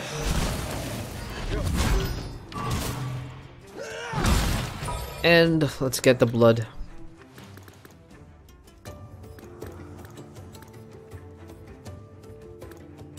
No blood.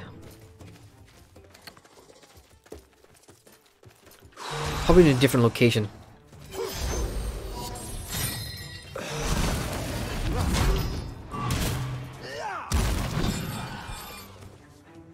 Oh, that was done. Hawker Prion. Alright, I'm gonna turn this in and ding, and then I'll check it in chat.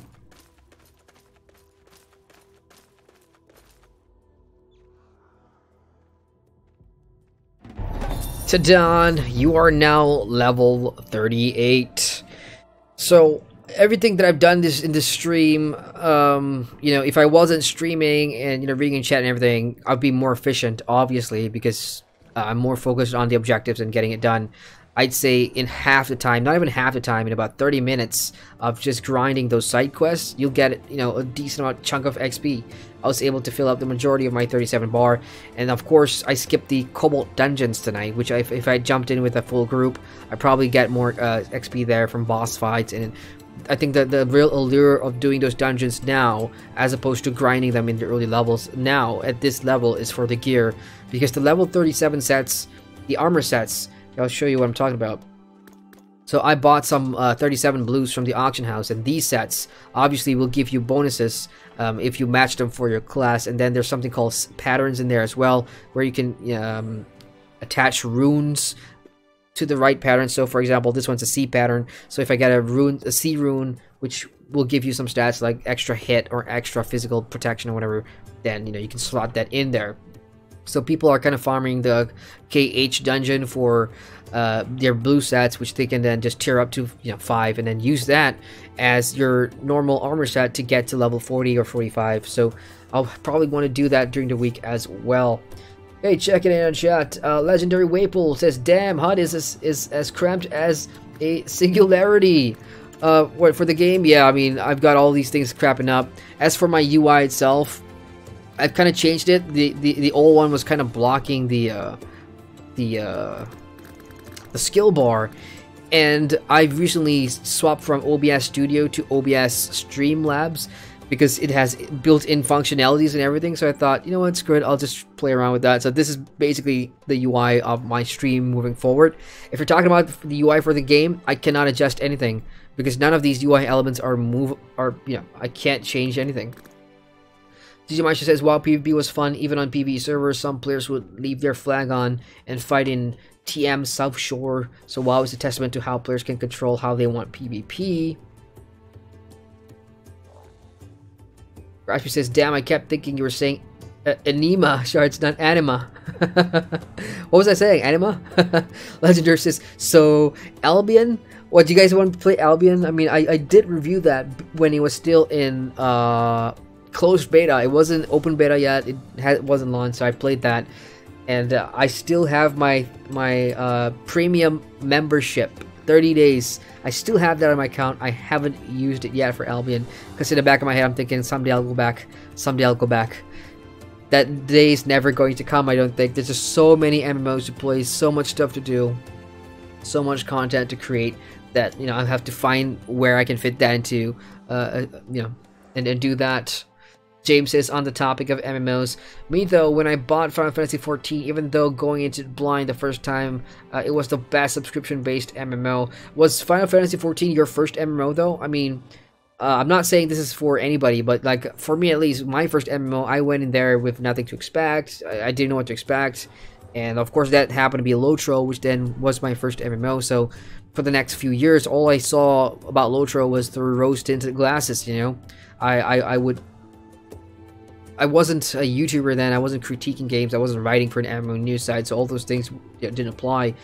But as more time went on, and I checked out more games, and I understood how, you know, the industry works, and at least for me, what makes a game fun or not fun, how an MMO is built, what systems are, you know, that kind of thing. Then it just became more clearer. But for me, jumping into Final Fantasy XIV, it was my first Japanese MMO, which is I would say has a distinction from a Korean MMO, and I'll talk about that in a future video. But yeah, that was the first time I played Final Fantasy XIV, and I mean, I think I said everything I needed to say in my review. And if you watch my leveling streams for Final Fantasy, that's exactly my first impressions of the game. But luckily, I had my sister there to kind of like ease me in, I suppose, because there were lots of things that I just didn't expect to see, like, you know, the whole new player system with the leaf and everything, and the way chat worked. I was playing on a Japanese server because I'm in Southeast Asia, and it was more expensive to buy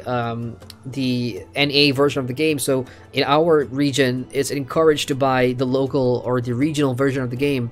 So we were playing on a Japanese server, and, you know, nobody spoke English, so we had to use the auto-translate templates of chat stuff in chat, and people were just so nice. I mean, at least that's my experience on the Japanese server.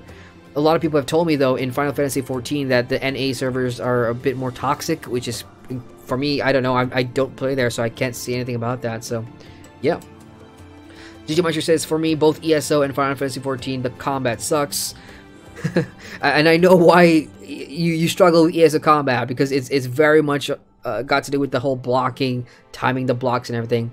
Final Fantasy combat, it's definitely slow in the early levels. Like for me, I leveled the class that used the job that had the pike.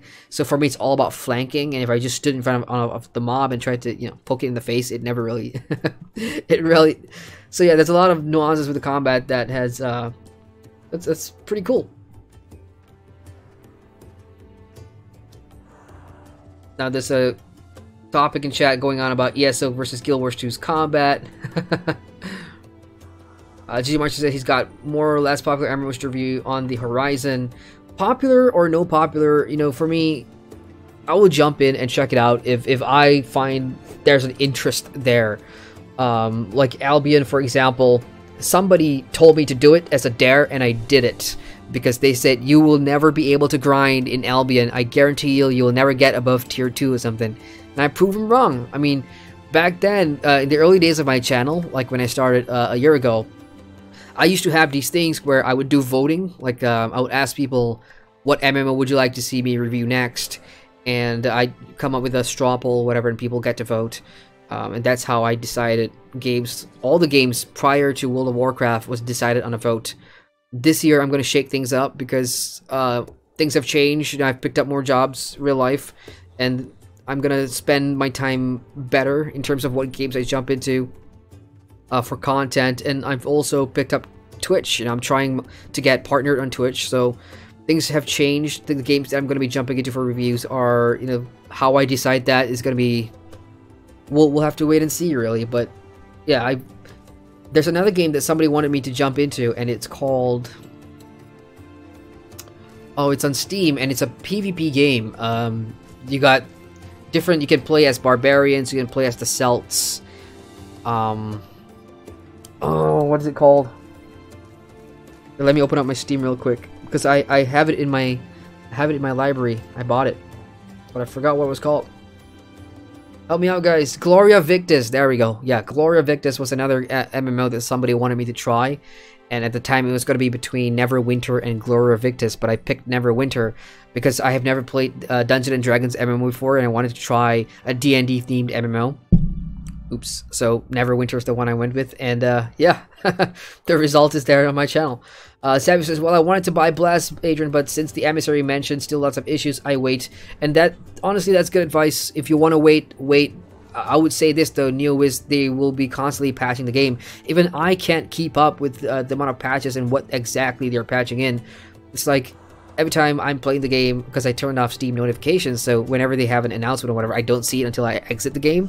So even now, I'm still catching up on what they're trying to do and trying to grasp that. So in terms of if there's any new players watching, wondering, is Blast worth the money at this point of time? Like I said in all the streams up to this point, there are parts of this game that's great for certain players. Like for me, I do enjoy the idea and the concepts that Blast has, but at this point, too much of it seems to be trying to emulate another Korean MMO.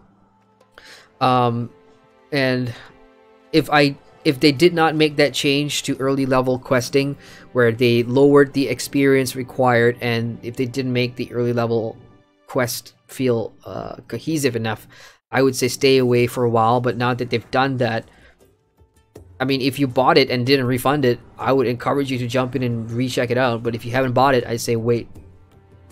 We got Louis in chat. Hello, Louis. Louis says, not really. It's free to play, so they have to make their money the usual way through cash up items and such.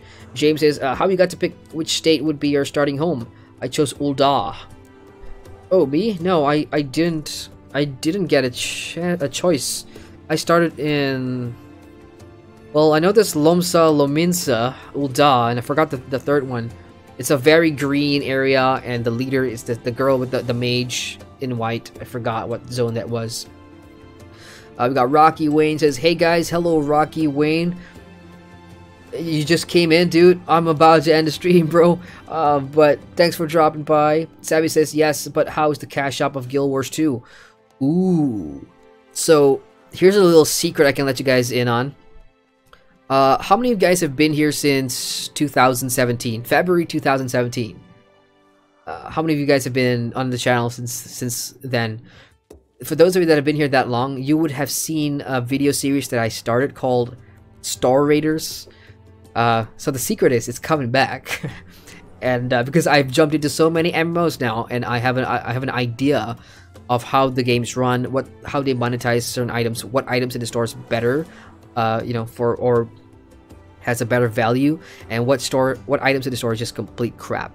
The series is coming back. I will not give you a definitive date, but whenever it comes back, my patrons on Patreon will get to see it first, and I'll get feedback from them to see if my patrons on Patreon are my watchdogs. If I overstep the boundary between too biased or absolutely horseshit critical and not, I will get their feedback first before I put out stuff to the public.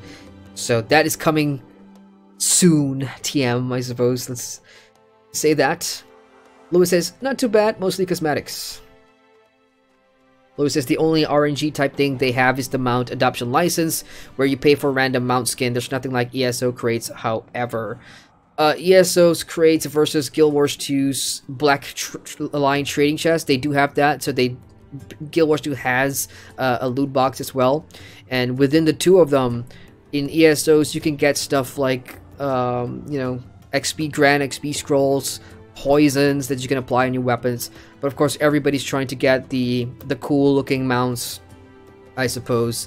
And you can get like hairstyles and cosmetics as well. Guild Wars 2, pretty much the same thing. ggmyster says Neverwinter and the uninstallers were born. Yeah, pretty much. Punk and Jay, when I was doing my Neverwinter run, every stream that I did, and I did 7 streams for Neverwinter, it's all on my channel. Every time I stream for Neverwinter, oh, hang on. Chat's talking to me.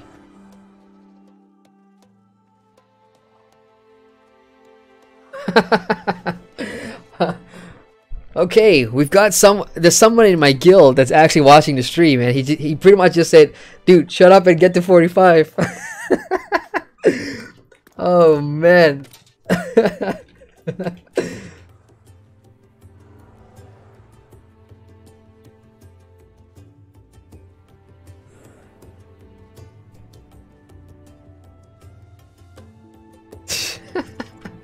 Shit. Secret's out. I should have named my character like Hafelheim or something. I mean, Jeremy Adrian is too obvious. I should buy a name change. But hello, God, please stop me. What up, man? But yeah, I mean, I'll get to 45 sometime next week, and hopefully I'll be able to run with all of you guys in guild. Look, I mean, I'm not there yet. I mean, God, please stop me is 30. But there's a lot of players that in my guild that are already at the end, and I will try and run some stuff with them next week. Oh yeah, it is. So 45 is the guild vice guild master, and he's the one that I talked to get into the guild, but I got found out. So hello. Okay, let's continue to chat. Yeah, for those of you who just joined the stream, I am about to wind down and go take a long sleep. I was streaming yesterday and playing all the way to 4 in the morning, so I am dead tired. So I will just, catch up and chat with you guys, see what you guys are saying. Savvy says, yeah, I saw someone bought $150 boxes in ESO. Don't do that, guys. Don't spend $150 on loot boxes in an MMO. Why would you do that?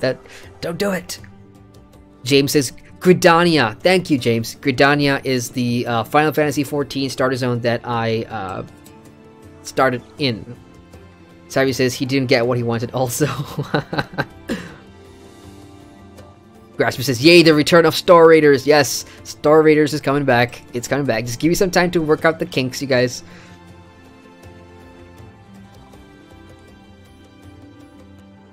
Savvy says, oh, you play ESO, right, GRM? Yes, I do play ESO. Like I said, in my personal rotation, I have ESO, Guild Wars 2, very heavy up there, both of them. And slowly but surely, World of Warcraft is coming up. I'm going to be more active in that as Battle for Azeroth comes out. But for ESO, we do have our own guild. Again, Punk and Jay started a guild for us on our Discord. And yeah, I think they want to grow that some more, and I'll be on that. So we're on the North American server. So those of you in EU, unfortunately, hey, But yeah, I do play ESO. Got Losing Chat says, "Hey Jerem, Queen's birthday tomorrow, public holiday, so I get to stay up and watch you." Oh, nice. I wish your queen was my queen, bro, so that way I get a holiday too, but unfortunately, it's not. But yeah, there's other things. Look, I'm importing the Guild Wars 2 stream that I did yesterday, and that's going to be coming in about an hour or two, so right after this stream, I'll go and import that, so at least you got something to watch, and for those of you that want to see that on Twitch, you can go check it out on Twitch. I've saved it as a highlight.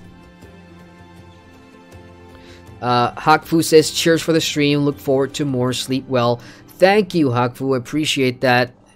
I appreciate you guys coming in here and, you know, sharing your opinions. And as heated as things could get, or as unpopular as some of the things that we all say and do, you know, at the end of the day, we are all passionate about MMOs, and, you know, I just enjoy your company, so thank you guys so much. Rocky says, "Why sleep when there's coffee?" I mean, if I didn't have to work, I totally would. But at the same time, Bethesda's having their live stream tomorrow morning as well. Bethesda.E3. And for those of you that play ESO, if you link your Bethesda and your ESO accounts to your Twitch account, and if you watch the stream, you will get a very awesome pet. In addition, sorry, not pet, a mount in addition to 5 Ouroboros crates, I think. So I'm gonna try and wake up early and catch the Bethesda E3 stream, because remember, I'm halfway across the world, so I have to wake up really early to catch stuff like that. Savvy says, "Yeah, you sound tired and sleep well. Thank you for the stream." Thank you, Savvy. Appreciate you being here. ggmyster said, "Yeah, later, Adrian. I might have to seduce myself and download ESO overnight." Awesome. Thanks for the stream. Yeah, thank you guys. Oh, ggmyster. Okay, got you. Alright, and with that, I'm going to go. 38, I will go record the vlog right now and share some thoughts. Hopefully it'll be more cohesive, because lately I realized that every time how I do the vlogs are right after the stream, I'll just turn on the webcam and start talking about my experience in Bless. But usually when you're tired, it's like, oh, damn, I forgot that thing, so I'm gonna write some stuff down. I'll record the vlog straight after. So real quick, everybody that joined in the stream tonight, thank you so much. Appreciate you guys watching, chilling, sharing your opinions. And I will catch you guys sometime next week for stream number 5. And hopefully by then I'll be level 45, have experienced PvP, have experienced some of these endgame dungeons. And yeah, we're one step closer to review. So James says Xbox E3 as well. Nice. Yeah, I need to catch up on all that stuff for E3, because part of my work is to write the coverage on that as well. But I'm not really involved this year as I was last year, so hopefully it'll get better. Ooh. Just reply in chat, in-game chat.